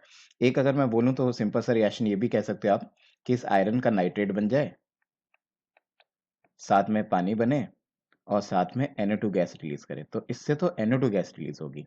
सिमिलरली अगर आप कॉपर से देखोगे तो कॉपर से भी कुछ ऐसी सी रिएक्शन होती थी, कॉपर प्लस कंसंट्रेटेड HNO3 अगर आप करोगे तो इससे भी ऐसी सी कुछ रिएक्शन होगी, ये बन जाएगा CuNO3 होल ट्वाइस प्लस पानी प्लस NO2, इससे भी NO2 गैस रिलीज होगी। ठीक है, ये एक टिपिकल सी रिएक्शन हम लोग पढ़ते थे, कौन सी, कि जिंक की जब आप NaOH से रिएक्शन कराओगे तो ऐसा करने से बनता है सोडियम जिंकेट। ठीक है, सोडियम जिंकेट बनेगा Na2ZnO2, और साथ में क्या रिलीज होगा, साथ में H2 गैस रिलीज होगी। ठीक है, हाइड्रोजन गैस रिलीज होगी। और जो लास्ट वाला था आपका, लास्ट ऑप्शन, उसमें क्या कह रहा है, उसमें तो कह रहा है Au को Cn माइनस आयन से ट्रीट किया, तो ये तो आपको शायद पता हो, ये आपका फेमस सा कॉम्प्लेक्स बन जाता था, ये बन जाता था कुछ ऐसा, AuCN whole twice plus one. Simple सा फैक्ट है कि आपसे क्वेश्चन में पूछ रहा था कि H2 गैस कौन रिलीज करेगा, तो H2 गैस तो सिर्फ एक ही जगह पे रिलीज होती हुई दिख रही है, जो कि option number C, that's why your answer should be option number C only. Welcome to Cam Shiksha. This question is from IIT advance 2017 paper. Question क्या कहता है, क्वेश्चन कहता है कि जो X2 होता है, मतलब फ्लोरीन, क्लोरीन, ब्रोमीन, आयोडीन, इनका डाउन द ग्रुप जो कलर है वो इंटेंसिफाई होता जाता है, जैसे कि सबसे ऊपर वाले का येलो, देन उसके बाद सबसे लास्ट वाले का वॉयलेट एंड ऑल। क्वेश्चन में उसने ये दे भी रखा है। अच्छा, तो इसका जस्टिफिकेशन पूछने की कोशिश कर रहा है कि this is because of what. तो अगर आपको देखो तो इसने पहला ऑप्शन क्या बनाया है, पहला ऑप्शन इसने बनाया है कि इट इज बिकॉज ऑफ कि ऊपर वाला गैशियस है, नीचे आते आते वो चीजें सॉलिड हो जाती हैं। तो बात तो शायद फिर भी सही है कि फ्लोरीन को गैस मान लो, नीचे आते आते आयोडीन आ जाएगा और सॉलिड हो जाएगा, बट ये कोई कलर के जस्टिफिकेशन देने का लॉजिक नहीं है। हो सकता है स्टेटमेंट करेक्ट हो, लेकिन इससे कुछ कलर के बारे में नहीं पता लगता है। Similarly, the ionization energy decreases down the group. Ionization energy is the energy which is required to pull out the electron from the outermost shell. इसका भी कोई खास लेना देना तो है नहीं कलर से।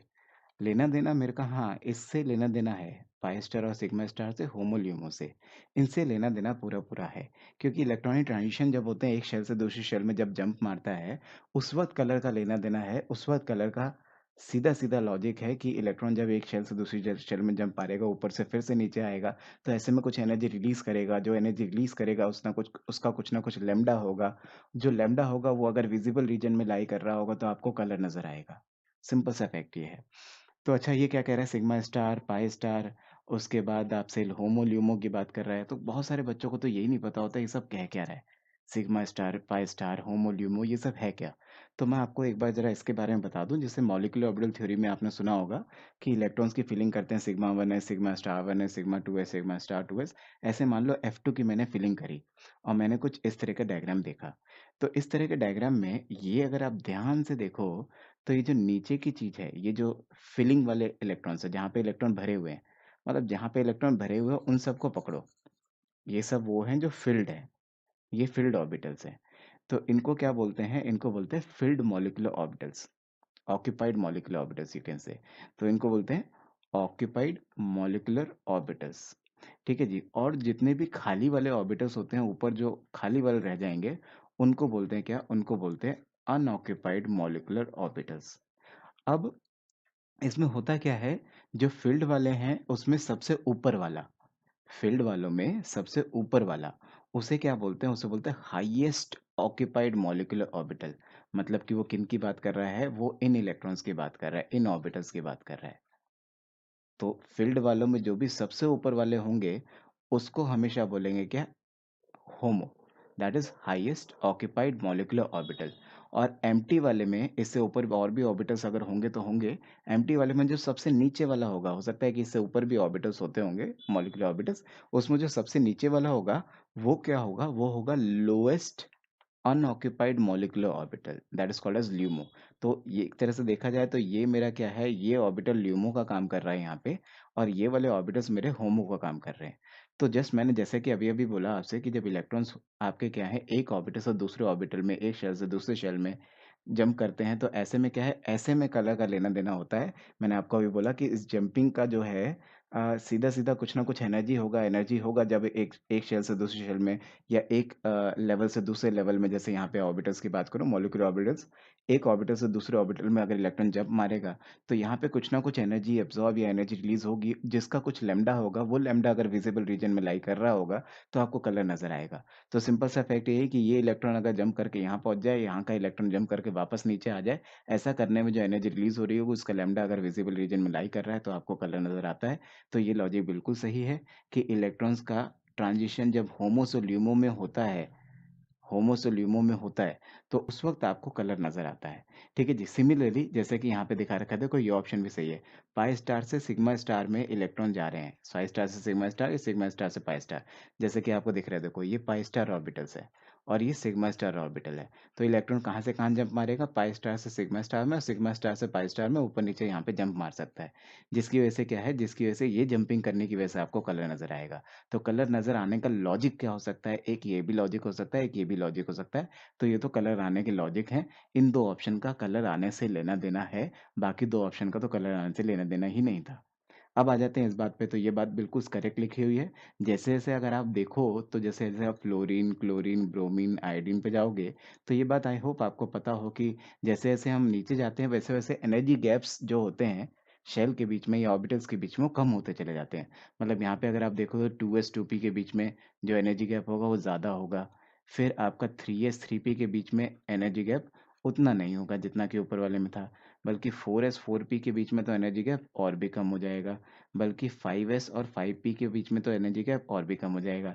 और अगर एनर्जी गैप कम हो जाता है तो E is equals to h c by lambda के हिसाब से आपका लैम्डा क्या है, बढ़ जाता है। ठीक है जी। एनर्जी गैप अगर कम हो गया तो एनर्जी गैप अगर कम हुआ तो लैम्डा बढ़ गया, और अगर लैम्डा बढ़ गया तो आपका कलर इंटेंसिफाई होता है।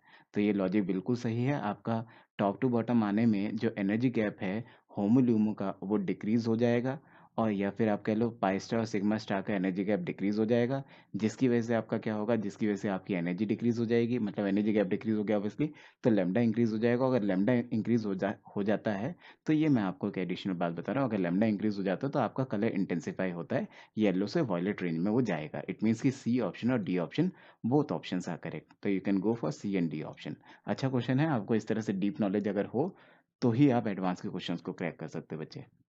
नमस्कार, this particular question is from IIT Advanced 2017 paper and the question is from the section called P block, 12th वाला पी ब्लॉक है ये। उसमें से भी हेलोजन फैमिली में से है ये क्वेश्चन, HClO4 और HClO के बारे में, oxo acids of the chlorine के बारे में है। अच्छा जी, आपसे कह रहे हैं the central atom in both of the HClO4 and HClO is sp3 hybridize. तो अगर आप हाइब्रिडाइजेशन निकालने की कोशिश करते हो HClO4 की या फिर HClO की, तो दोनों में ही मैं अगर आपसे कहूँ तो आप ऐसा फॉर्मूला लगा सकते हो कि आप सिंपली कह सकते हो कि सेंट्रल एलिमेंट का वैलेंस इलेक्ट्रॉन ले लो और उस वैलेंस इलेक्ट्रॉन में नंबर ऑफ मोनोवेलेंट एटम जोड़ दो। ठीक है जी, मोनोवेलेंट एटम मतलब जिनकी +1 या -1 ऑक्सीडेशन स्टेट हो। तो अगर आप देखें तो क्लोरीन के वैलेंस इलेक्ट्रॉन कितने हैं, 7, और इस पूरे को डिवाइड बाय 2 करना है। क्लोरीन के वैलेंस इलेक्ट्रॉन कितने हैं, 7, और इसके पास मोनोवेलेंट एटम कितने हैं, हाइड्रोजन मतलब कितने हैं, 1। ऑक्सीजन मोनोवेलेंट नहीं होता, ऑक्सीजन तो आपको पता है ऑक्सीजन की ऑक्सीडेशन स्टेट -2 होती है, दैट्स वाई इसको काउंट नहीं करेंगे। Divide by 2, this will come out to 4। 4 का मतलब है कि S plus P plus P plus P, मतलब कौन, 4। 4 का मतलब है एक S और 3 P, मतलब इसका हाइब्रिडेशन क्या है, sp3।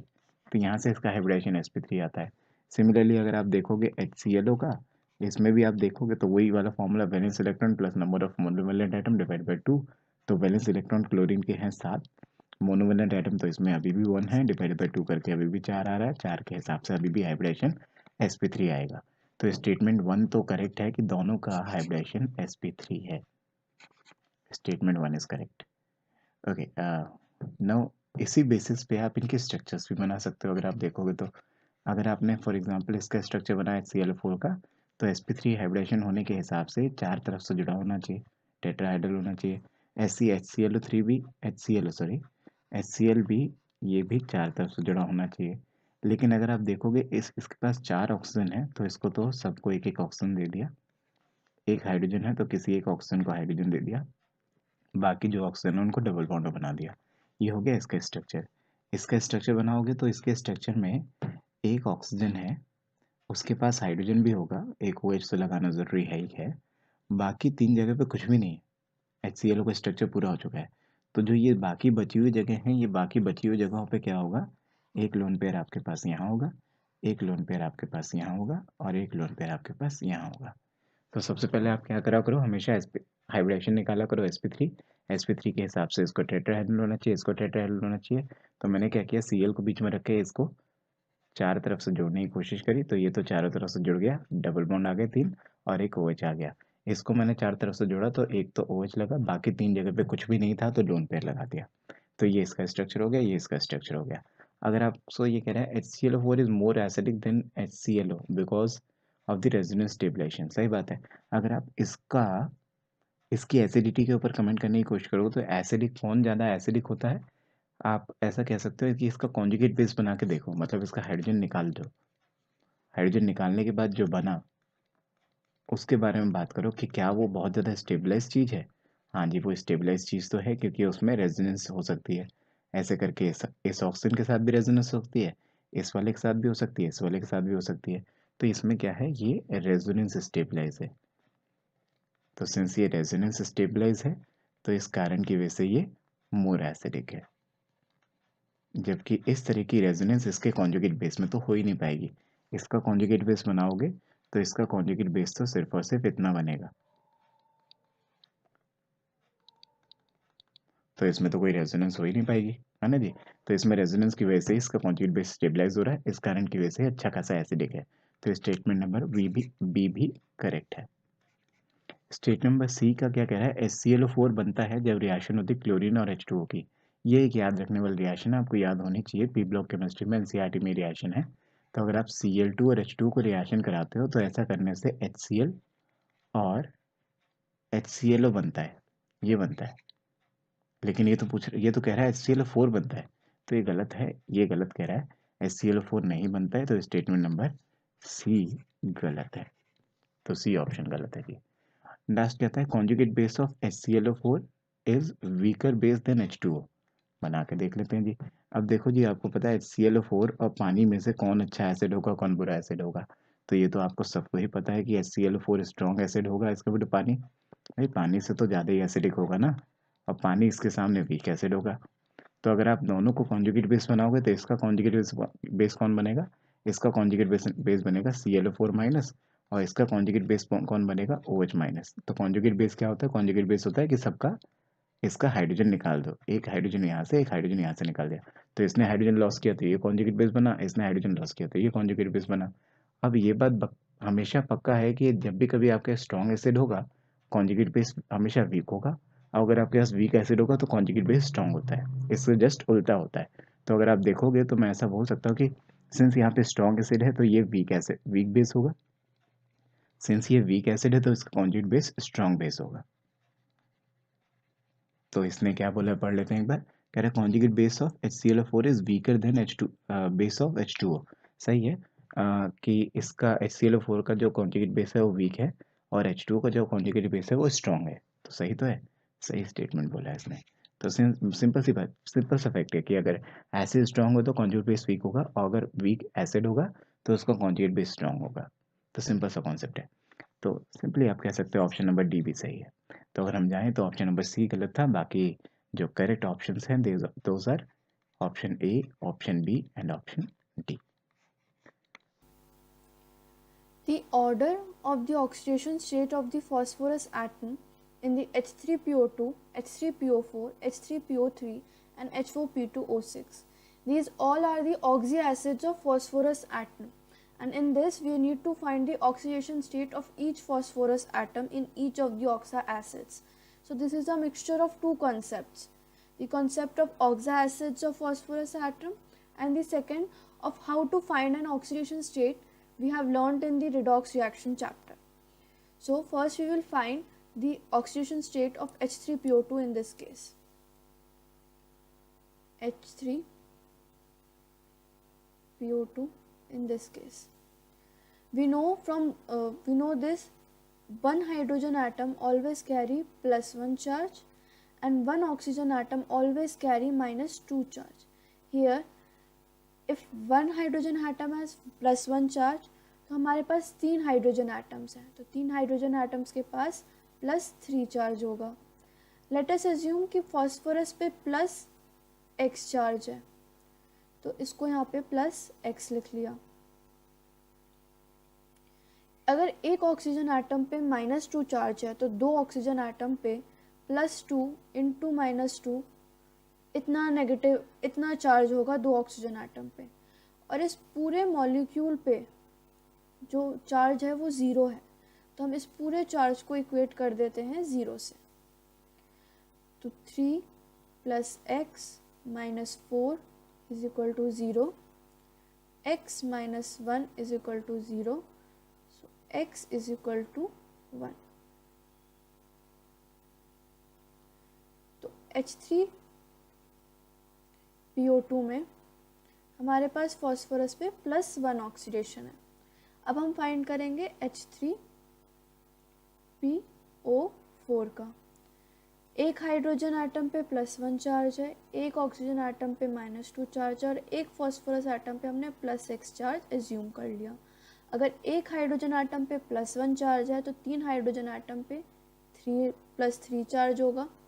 अगर एक ऑक्सीजन एटम पे -2 चार्ज है तो 4 ऑक्सीजन एटम पे 4 × -2 चार्ज होगा, और +x एक फॉस्फोरस एटम का चार्ज, और इस पूरे ऑक्सा एसिड का चार्ज, होल का चार्ज 0 है। तो हम इसको इक्वेट कर देंगे 0 से, तो यहाँ पे आ जाएगा 3 - 8 + x = 0, x - 5 = 0, x is equal to 5। तो H3PO4 में फॉस्फोरस पर +5 चार्ज है।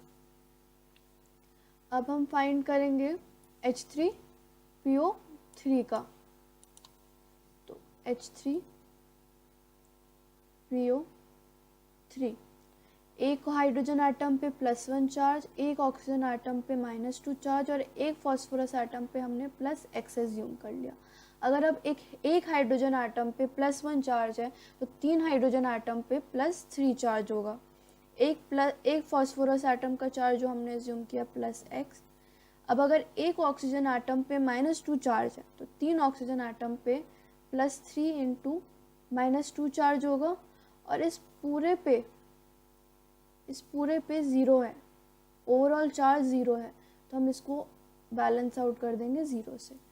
सो +3 +x -6 is equal to 0, -3 +x is equal to 0, x is equal to +3। तो H3PO3 में हमारे पास फॉस्फोरस पर +3 चार्ज है। अब हम फाइंड करेंगे H4P2O6 का। H4P2O6 का एक ऑक्सीजन आइटम पे -2 चार्ज है, एक हाइड्रोजन आइटम पे +1 चार्ज है और हमने एक फॉस्फोरस आइटम पे चार्ज +x एज्यूम कर लिया। अब अगर एक हाइड्रोजन आइटम पे +1 चार्ज है तो 4 हाइड्रोजन आइटम्स पे +4 चार्ज होगा। अब अगर हमने एक फॉस्फोरस आइटम पे +x चार्ज एज्यूम किया तो 2 फॉस्फोरस आइटम पे +2x चार्ज होगा। ऐसे ही अब अगर एक ऑक्सीजन आइटम पे -2 चार्ज है तो 6 ऑक्सीजन आइटम पे +6 इंटू -2 चार्ज होगा और इस पूरे ऑक्सा एसिड का ओवरऑल चार्ज जो है वो 0 है, तो हम इसको इक्वेट कर देंगे 0 से। So +4 +2x -12 is equal to 0।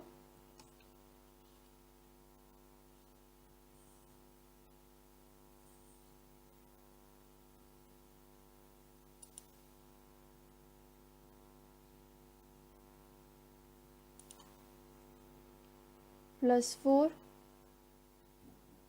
+2x -8 is equal to 0, 2x is equal to 8, so x is equal to 4. So H4P2O6 में हमारे पास फॉस्फोरस एटम पे +4 चार्ज है। अब इसको हमें ऑर्डर में अरेंज करना है कि सबसे ज़्यादा किसका ऑक्सीडेशन स्टेट है। तो हम देख सकते हैं कि H3PO4 का सबसे ज़्यादा ऑक्सीडेशन स्टेट है। सो H3PO4 +5 ऑक्सीडेशन स्टेट के साथ सबसे ज़्यादा ऑक्सीडेशन स्टेट परटेन कर रहा है। फिर उसके बाद सबसे ज़्यादा H4P2O6 का है। H4P2O6 में हर एक फॉस्फोरस एटम पे +4 चार्ज है। उसके बाद H3PO3 में हर एक फॉस्फोरस एटम पे +3 चार्ज है। एंड फिर उसके बाद H3PO2, इसमें हर एक फॉस्फोरस एटम पे +1 चार्ज है। तो जो ऑर्डर ऑफ ऑक्सीडेशन स्टेट हमको चाहिए था वो H3PO4 का सबसे ज़्यादा, फिर उससे कम H4P2O6 का, उससे कम H3PO3 का और उससे कम H3PO2 का। तो अब हम ऑप्शन में देखेंगे तो जो हमारा करेक्ट ऑप्शन है वो सी है। Okay, so this particular question is from IIT 2018 paper and question belong to the chapter called P block chemistry जो आप 12th क्लास में आप लोग पढ़ते हो NCERT में। तो ऐसे क्वेश्चंस करने के लिए मैं आपसे बस यही कहूँगा कि NCERT को आप थॉरो रीडिंग दो। NCERT में बने हुए डायग्राम्स को आप बहुत अच्छे से देखें। CBSE लेवल पे भी जो आप थोड़े बहुत डायग्राम्स सीखते हैं इनऑर्गेनिक केमिस्ट्रीज के, वही डायग्राम्स आपको यहाँ पे हेल्प कर देते हैं। IIT में बहुत बार ये सब डायग्राम्स पूछता है, ठीक है, इनके स्ट्रक्चर्स पूछता है सच। तो ये क्या कहना चाह रहा है इस क्वेश्चन में, क्या पूछा है, the total number of compounds having at least one bridging oxo group, मतलब वो ऐसा कुछ पूछना चाह रहा है कि let's say x O x bond इनमें से किस किस के पास है। अच्छा, तो आपको वन बाय वन सबको देखना होगा। देखते हैं, लेट्स सी। जैसे कि अगर मैं पहला मॉलिक्यूल उठाऊं तो पहला मॉलिक्यूल मेरे को दिख रहा है N2O3। अच्छा जी, ये तो पहला ही मॉलिक्यूल इसने थोड़ा सा कंट्रोवर्शियल दे दिया। क्यों? क्योंकि पहले ही मॉलिक्यूल की अगर मैं बात करूं, इसकी बात करूं, तो इसको अगर आप देखोगे ना तो काफी सारे टेक्स्ट में इसका डायग्राम कुछ इस तरीके से दिया होगा, इस तरह से दिया होगा, जिसके अंदर कोई एक्सो एक्स बॉन्ड नहीं है, मतलब आपके पास ब्रिजिंग ऑक्सो ग्रुप नहीं है। बट वहीं किसी किसी टेक्स्ट में, बल्कि काफी टेक्स्ट में आपको इस तरह का डायग्राम भी देखने को मिलेगा जहाँ पे ब्रीजिंग ऑक्सीजन है।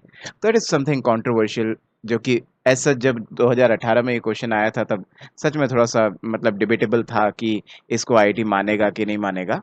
तो दोनों ही हो सकते थे, बट मैं फिर भी आपसे बोलूंगा, मैं हमेशा के लिए आपको बता दूं कि जब भी कभी आपको अगर कैसी कोई कंफ्यूजन हो और आप एग्जामिनेशन हॉल में बैठे हो और आपको सोचना हो कि मैं किस तरह से आंसर दूं, मैं ये आंसर दूं कि ये आंसर दूं, तो आप हमेशा हमेशा आप यही सोचो कि एनसीईआरटी में क्या लिखा है। अगर आपको याद आ रहा है कि एनसीईआरटी में क्या स्ट्रक्चर बना है, तो it's better to give answer according to NCERT, क्योंकि अगर आप एनसीईआरटी में कुछ लिखा है और उसके अकॉर्डिंगली अगर आफ्टर एग्जामिनेशन अगर आप उसको क्लेम करते हो आईआईटी को, और अगर आप सही हो तो आईआईटी उस पर आपको ग्रेस मार्किंग भी देता है। ठीक है जी। तो जिस हिसाब से अगर देखा जाए तो अगर मैं आपको बताऊं तो एनसीईआरटी में बेसिकली ये वाला आपका स्ट्रक्चर है। तो अकॉर्डिंग टू एनसीईआरटी ये स्ट्रक्चर मैं मानूंगा अभी फिलहाल तो। ठीक है। बाकी काफ़ी जगह पे ये स्ट्रक्चर भी होता है, गलत नहीं है, मैं ये नहीं कह रहा हूँ ये गलत है, बट एनसीईआरटी को मानो तो ये स्ट्रक्चर है, इसके अंदर NON बॉन्ड नहीं है। अच्छा जी। अगला अगर देखें N2O5, हाँ जी, ये तो ईजीएस्ट सा ही है, N2O5 तो सिंपल है। N2O5 में इसी तरीके से जैसे इसको जोड़ा है ना, यहाँ पे आप 5 ऑक्सीजन लगाने की कोशिश करो तो एक ब्रीजिंग ऑक्सीजन बीच में आ जाता है। अगर आप देखो तो ये टिपिकल से सारे ऑक्साइड्स के डायग्राम्स आपको आने चाहिए, नाइट्रोजन के जितने भी ऑक्साइड हैं ये बहुत अच्छे से एनसीईआरटी में गिवन है आपको। आप सिंपल अगर कोई और बड़ी बुक भी नहीं करते हो, सिंपल एनसीईआरटी भी पढ़ते हो, तो भी आप इस तरह के सवाल दे पाओगे। ठीक है जी। Okay, next is your P4O6। अच्छा जी, P4O6 पूछ रहा है। P4O6 बनाने का तरीका क्या बताया जाता था आपको क्लास में कि भाई क्या कर लो, सबसे पहले तो आप 4 फास्फोरस को ऐसे एक दूसरे के सामने इस तरह से खड़ा कर लो जैसे टेट्राहेड्रली ये जुड़े हुए हो एज सच। उसके बाद क्या करो, उसके बाद हर एक ऑक्सीजन को हर एक पीपी को 2 पी को ऑक्सीजन ऑक्सीजन से जोड़ दो, मतलब कुछ इस तरीके से सेकंड से। तो मैं ये कहना चाह रहा हूँ कि 2 पी को ऑक्सीजन से लिंकेज करते हुए जोड़ दो। तो इन दोनों को जोड़ दिया, इन दोनों को ऑक्सीजन लगा के जोड़ दिया, इन दोनों को ऑक्सीजन लगा के जोड़ दिया, इन दोनों को ऑक्सीजन लगा के जोड़ दिया, इन दोनों को ऑक्सीजन लगा के जोड़ दिया। ठीक है जी। अब अगला क्या पूछा है आपसे, अगला पूछा है P4O7। P4O7 के लिए बच्चों को क्या बताया जाता है, एक्चुअली हम तो सभी के लिए बच्चों को कहते हैं कि P4O6 O7 O8 O9 O10। फर्क क्या आएगा, फर्क ये आएगा कि P4O6 का स्ट्रक्चर आपको आ गया, अगर P4O7 बोला है तो यहाँ पे एक डबल बॉन्ड और लगा दो, P4O8 बोला है तो एक और डबल बॉन्ड लगा दो, अगर P4O9 बोला है तो एक और डबल बॉन्ड लगा दो, अगर P4O10 बोल रहा है तो एक और डबल बॉन्ड लगा दो। तो इन शॉर्ट मैं सिर्फ आपसे यही कहना चाह रहा हूँ कि आप क्या करो, आपको जितने ऑक्सीजन वो बढ़ाता जाए P4O6 का बेसिक स्ट्रक्चर बनाने के बाद आप उसमें उतने डबल बॉन्ड हो फॉस्फोरस पे लगाते जाना। जैसे कि अगर मैं यहाँ पे बात करूँ तो सबसे पहले तो मैं बेसिक स्ट्रक्चर यही बना लूँ जो मैंने ऊपर बनाया है कि फॉस्फोरस फॉस्फोरस को ऑक्सीजन से अटैच करते हुए ऐसे दिखा दूँ। अच्छा जी, ये जुड़ गए, ये भी आपस में जुड़ गए। उसके बाद आपका P4O7 बोला है तो किसी भी एक फॉस्फोरस को डबल बॉन्ड दे दो, तो ये इसका स्ट्रक्चर हो गया। अगला स्ट्रक्चर ये आपसे कहता है किस चीज का, H5P3O10। नहीं, अभी तो ये भी बचा है H4P2O5। अच्छा जी, H4P2O5 जरा ध्यान से सुनिएगा। फॉस्फोरस के जहां ऑक्सो एसिड्स आपको दिखाए जाते हैं वहां आपको काफी सारे स्ट्रक्चर्स दिखाए गए हैं अधिकतर सभी बुक्स के अंदर। तो वो उन सभी बुक्स के मतलब सभी स्ट्रक्चर्स की एक हल्की सी टेक्निक होती थी कि सबसे पहले तो आप ये करने की कोशिश करो कि जितने भी फॉस्फोरस दिए उन्हें बना लो, और हर फॉस्फोरस को एक डबल बॉन्ड ओ देना तो जरूरी है। जब भी ऑक्सो एसिड्स बनेंगे तो एक डबल बॉन्ड ओ इसे दे दिया, एक इसे दे दिया, तो 5 में से 2 तो यूज हो गया, बचे 3। अब 3 को कुछ इस तरह से डिस्ट्रीब्यूट करो कुछ सिमेट्रिकल से स्ट्रक्चर बने। ऑलवेज आप देखोगे जितने भी आपके मोर देन वन फॉस्फोरस जुड़े हुए मतलब 2 फास्फोरस वाले, 3 फास्फोरस वाले, आपके जितने भी ऑक्सो एसिड्स ऐसे हैं जो मोर देन 1 फास्फोरस वाले हैं, वो सब सिमेट्रिकल स्ट्रक्चर होते हैं। जैसा इधर की साइड दिख रहा होता है वैसे इधर की साइड दिख रहा होता है, अनसिमेट्रिकल नहीं होता। ऐसा नहीं होता कि इसके पास 3 ऑक्सीजन और इसके पास 1 ही ऑक्सीजन। समझ रहे हो मेरी बात? तो इसका मतलब 5 ऑक्सीजन में से 2 मैं यूज कर चुका हूँ और बचे 3। 3 को आप इस तरह से डिस्ट्रीब्यूट करो कि ये सिमेट्रिकल सा लगे। तो सिमेट्रिकल सा लगने के लिए भाई एक तो ऑक्सीजन इसको दे दो, एक OH इसको दे दिया, एक इसको दे दिया। अब बचा एक ऑक्सीजन, तो वो तो नाइंसाफी है कि अगर मैं किसी एक को दे दूं तो इट्स बेटर कि उनका बीच में ब्रिजिंग बना दूं। तो कुछ इस तरह से हल्का सा hit and trial type method लगा के आप आराम से प्यार से इसका स्ट्रक्चर बना पाते हो। अभी अगर आप देखो तो मैंने 2 फास्फोरस यूज कर लिए, 5 ऑक्सीजन यूज कर लिए, हाइड्रोजन सिर्फ 2 यूज करें, 2 बचे हैं। तो जो 2 हाइड्रोजन बचे हैं उनको डायरेक्टली ऐसे करके मैं इससे जोड़ दूं। ठीक है, तो यहाँ पे POP बॉन्ड आ गया।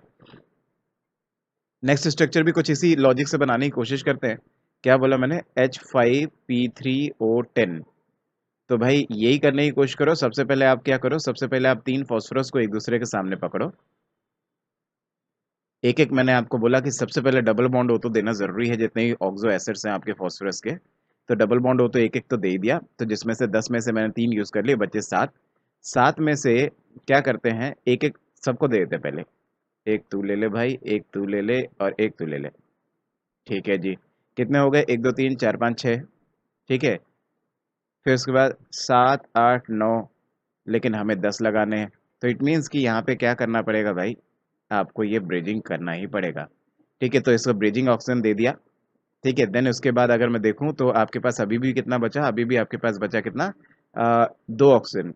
1 2 3 4 5 6 7 8 8 9 10, 2 ऑक्सीजन और ला लें। तो इसका मतलब एक OH इसे दे दो, एक OH इसे दे दो। तो अगर आप ध्यान से देखेंगे तो हर फास्फोरस के 1 2 3 4 5 5 बॉन्ड है। तो इसके भी 1 2 3 4 5 बॉन्ड है, इसके भी 1 2 3 4 5 5 बॉन्ड है। और सभी के पास डबल बॉन्ड और डबल बॉन्ड और डबल बॉन्ड है और OH OH OH है। अब ऑब्वियसली बीच वाले के 5 बॉन्ड बनाओगे तो एक इधर बना हुआ है, तो एक और OH इसको नहीं मिल सकता है। तो इसको 2 OH नहीं मिलेंगे, इन दोनों को 2 मिलेंगे, इसको एक। अभी भी मैं कहूंगा कि सिमेट्रिकल स्ट्रक्चर तो अभी भी है, अभी भी सिमेट्रिकल है कि आप बीच में प्लेन और सिमेट्री डाल दो तो इधर का सेम है। ठीक है, तो सिमेट्रिकल स्ट्रक्चर हमने बना दिया, तो ये इसका स्ट्रक्चर है। नेक्स्ट देखते हैं जरा अगला क्या कह रहा है। अगला कह रहा है H2S2O3। H2S2O3, अच्छा जी। H2S2O3 तो मेरे को याद आता है, जो क्लास में हम लोग बच्चों को पढ़ाते हैं वो टिपिकली बच्चों को ये बताते हैं ऐसा स्ट्रक्चर आ रहा है। तो जनरली सल्फर के जितने भी ऑक्सो एसिड्स है, बेसिक स्ट्रक्चर आप पहले H2SO4 का अगर आपको याद है तो बाकियों का अपने आप आपको आ जाता है, ज़्यादा मेहनत नहीं करनी पड़ती है। तो जैसे H2SO4 का मैंने स्ट्रक्चर बनाया पहले, अब उसमें आप अगर देखो तो सिर्फ और सिर्फ है क्या, एक ऑक्सीजन को हटा के सल्फर लगा रखा है। यही तो है, H2SO4 के अंदर 4 ऑक्सीजन होते हैं, एक सल्फर होता है। अभी क्या कर रखा है, ऑक्सीजन हो गए 3, एक सल्फर बढ़ गया। इसका मतलब एक ऑक्सीजन को हटा के सल्फर लगाना है। तो इस एक ऑक्सीजन को हटा के हम लोग यहाँ पे सल्फर लगाए थे। तो it will be something like this. तो इसका स्ट्रक्चर ऐसा होगा। ठीक है, नेक्स्ट अगर देखें तो नेक्स्ट है आपका H2S2O5। H2S2O5 के लिए मैं ऐसे ही बोलूँगा जैसे कि H2S2O6 एक्चुअली बहुत फेमस सा मॉलिक्यूल है। H2S2O6 का बनाता हूँ पहले मैं। जैसे 2 H2SO4 के मॉलिक्यूल एक दूसरे से जुड़ जाएं, ये H2SO4 है एक, ठीक है, और सल्फर सल्फर बॉन्ड से ये दूसरा भी जुड़ गया।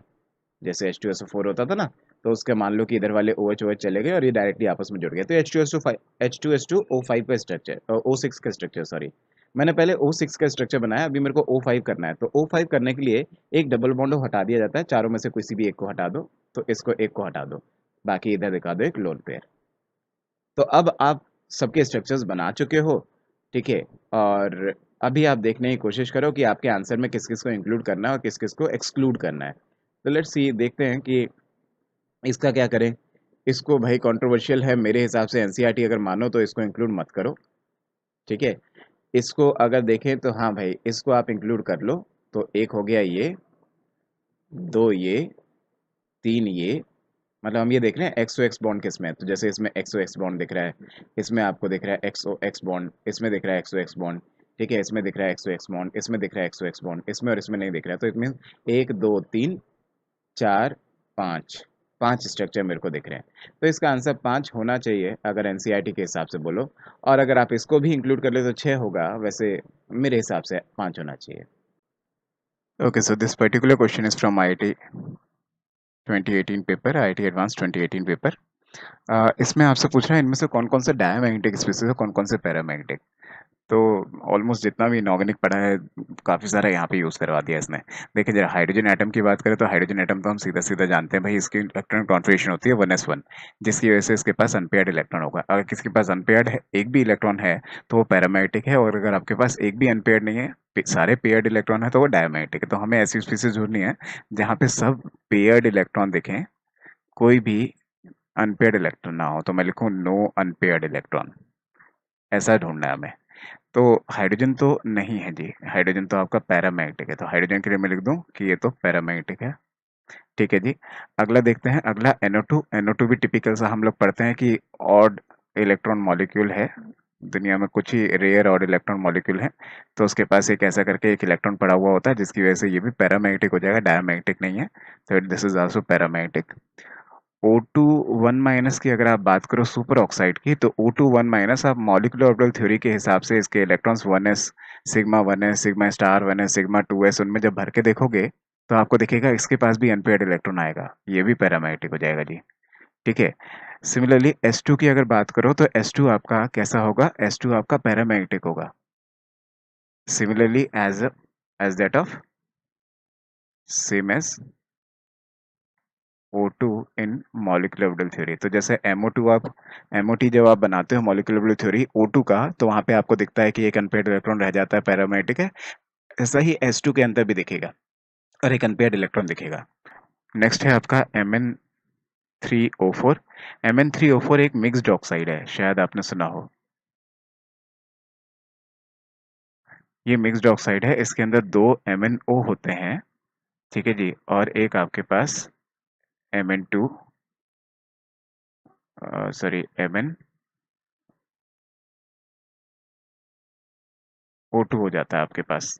ठीक है जी। तो अगर आप देखोगे तो इसको आप जब इन दोनों को मिलते, ये दोनों जब आपस में मिलते हैं तो कंबाइन होके फाइनली बनाते हैं Mn3O4, जिसमें अगर इन दोनों में आप जांचने की कोशिश करो, देखने की कोशिश करो, तो ये Mn क्या है, ये Mn है +2 ऑक्सीडेशन स्टेट में, जबकि ये Mn है आपका +4 ऑक्सीडेशन स्टेट में।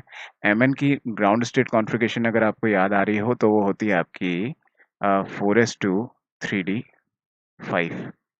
अगर आप इसमें से क्या करो, आप इनमें से अगर इसका 2+ बनाओगे तो ये क्या हो जाएगा, तो ये हो जाएगा 4s0 3d5, इसके पास 5 अनपेयर्ड है। अगर Mn4+ बनाओगे तो इसके पास हो जाएगा क्या, 4s0 3d, अब इसमें से 2 और निकाल दो, 3d3, इसके पास 3 अनपेयर्ड इलेक्ट्रॉन है, जिसकी वजह से अनपेयर्ड तो इनके पास भी है, इसलिए ये पैरामैग्नेटिक है। ये भी पैरामैग्नेटिक है, अभी तक सारे जितने भी हमने देखे सब पैरामैग्नेटिक है, ये भी पैरामैग्नेटिक था। औरों को चेक कर लेते हैं एक बार, नेक्स्ट को चेक करते हैं। नेक्स्ट है आपके पास क्या है, नेक्स्ट है आपके पास अमोनियम, देन FeCl4। FeCl4 में अगर आप देखोगे तो ये जो आयरन है आपका +2 ऑक्सीडेशन स्टेट में है। आयरन +2 ऑक्सीडेशन स्टेट में, नॉर्मल आयरन की ऑक्सीडेशन स्टेट आपको याद होगी, होती है 4s2 3d6, जिसकी वजह से आयरन +2 ऑक्सीडेशन स्टेट में कैसा दिखेगा, 4s0 3d6। 3d6 के हिसाब से 1 2 3 4 5, 1 2 3 4 5 और 6, सॉरी 6, 3d6। तो 3d6 आपने इसका बनाया, उसके बाद आपके पास क्या होगा, उसके बाद इसके s ऑर्बिटल होगा, देन इसके बाद p ऑर्बिटल होंगे, ये s और ये आपके p ऑर्बिटल, और ये इसका इनर d ऑर्बिटल्स।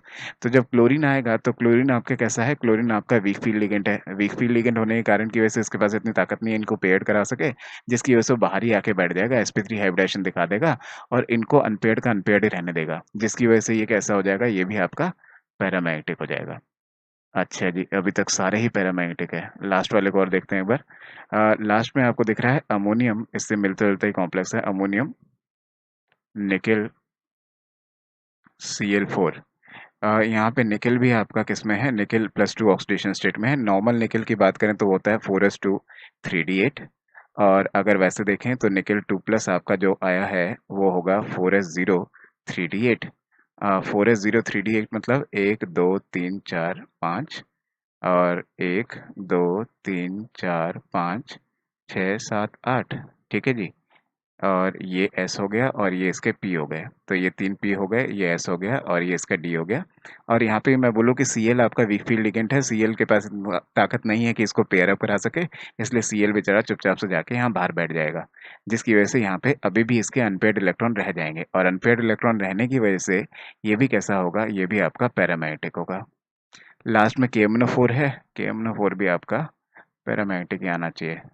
KMnO4 है आपका, KMnO4 आपको टिपिकली दिख रहा है Mn कितना है यहाँ पे, K2MnO4 है। अच्छा, ये K2MnO4 है, K2MnO4 में ये आपका +6 ऑक्सीडेशन स्टेट में है, और Mn जैसा कि हमने पहले ही बताया आपको, यहाँ पे Mn का ऑक्सीडेशन स्टेट क्या होगा, 4s2 3d5। और अगर आप यहाँ पे +6 ऑक्सीडेशन स्टेट लेके आओगे तो 2 तो यहाँ से गए, 4 यहाँ से गए, ये बचा 3d1, तो इसके पास भी एक अनपेयर्ड इलेक्ट्रॉन है भाई, ये भी पैरामैग्नेटिक, सब पैरामैग्नेटिक, अभी तक एक भी डायमैग्नेटिक नहीं मिला। लास्ट वाले को और चेक कर लेते हैं एक बार, K2Cr27, तो K2Cr2O7, और sorry not Cr2O7, it is CrO4, chromate है, डाइक्रोमेट नहीं है। K2Cr4, इसको अगर आपने चेक किया तो यहाँ पे आपकी जो ऑक्सीडेशन स्टेट आएगी, ऑक्सीडेशन स्टेट यहाँ पे भी आपकी क्या आएगी, +6 ऑक्सीडेशन स्टेट। क्रोमियम की अगर आप कॉन्फ़िगरेशन देखें तो वो होता है 4s1 3d5, ठीक है जी, 4s1 3d5, ये कॉन्फ़िगरेशन होती है आपकी क्रोमियम की। अच्छा जी, इसमें आपसे कह रहा है कि +6 ऑक्सीडेशन स्टेट, +6 ऑक्सीडेशन स्टेट होगा तो ये सारे ही इलेक्ट्रॉन चले जाएंगे। अब क्रोमियम में ना तो 4s में कोई इलेक्ट्रॉन बचा, ना 3d में कोई इलेक्ट्रॉन बचा, ओवरऑल जितने भी इलेक्ट्रॉन बचेंगे वो सारे के सारे अंदर जो आर्गन वाली कॉन्फ़िगरेशन होती है वो आपको सिर्फ उतनी नजर आएगी। इसका मतलब क्या है, इसके अंदर सारे के सारे पेयर्ड इलेक्ट्रॉन्स होंगे, कोई भी अनपेयर्ड नहीं है। तो आपके पास सिर्फ और सिर्फ इकलौता एक आया जो आपका फाइनली डायमैग्नेटिक है, तो इसका आंसर क्या होना चाहिए, 1। सिर्फ एक है जो डायमैग्नेटिक है, बाकी सब पैरामैग्नेटिक है। Okay, so this particular question is from IIT advance 2018। Question बहुत आसान है, बहुत इजी सा क्वेश्चन दे रखा है उसने, ग्रुप 15 से दिया है, नाइट्रोजन फैमिली से। अगर आप नाइट्रोजन फैमिली को देखो तो नाइट्रोजन फैमिली में सबसे ऊपर कौन होता है पीरियड टेबल के अंदर, nitrogen, phosphorus, arsenic, antimony, bismuth. और टॉप टू बॉटम आते आते ये प्योरली आपके पास नॉन मेटल है। जैसे जैसे आप नीचे आते हो इसमें ये मेटलिक इन नेचर हो जाता है, ठीक है जी। तो ये तो इजी हो गया ना फिर, क्योंकि ये आपसे क्या पूछ रहा है, ये पहला ऑप्शन तो इसने पूछा कि Bi2O5 is more basic then N2O5, तो ये तो सिंपल सी बात है भाई, ये आपका जो है ये मेटल का ऑक्साइड है, ये मेटल का ऑक्साइड है, ठीक है जी। जबकि ये आपका एक नॉन मेटल का ऑक्साइड है, और मेटल के ऑक्साइड बेसिक इन नेचर होता है, नॉन मेटल के एसिडिक होते हैं, इस कारण की वजह से ये स्टेटमेंट सही है। नेक्स्ट आपका कह रहा है NF3 is more covalent then BiF3, तो ये भी आप देखो कि नाइट्रोजन और फ्लोरीन के बीच में कम इलेक्ट्रॉनिक डिफरेंसेस होंगे, जिसकी वजह से इसका कोवेलेंट नेचर होने के ज़्यादा चांसेस हैं।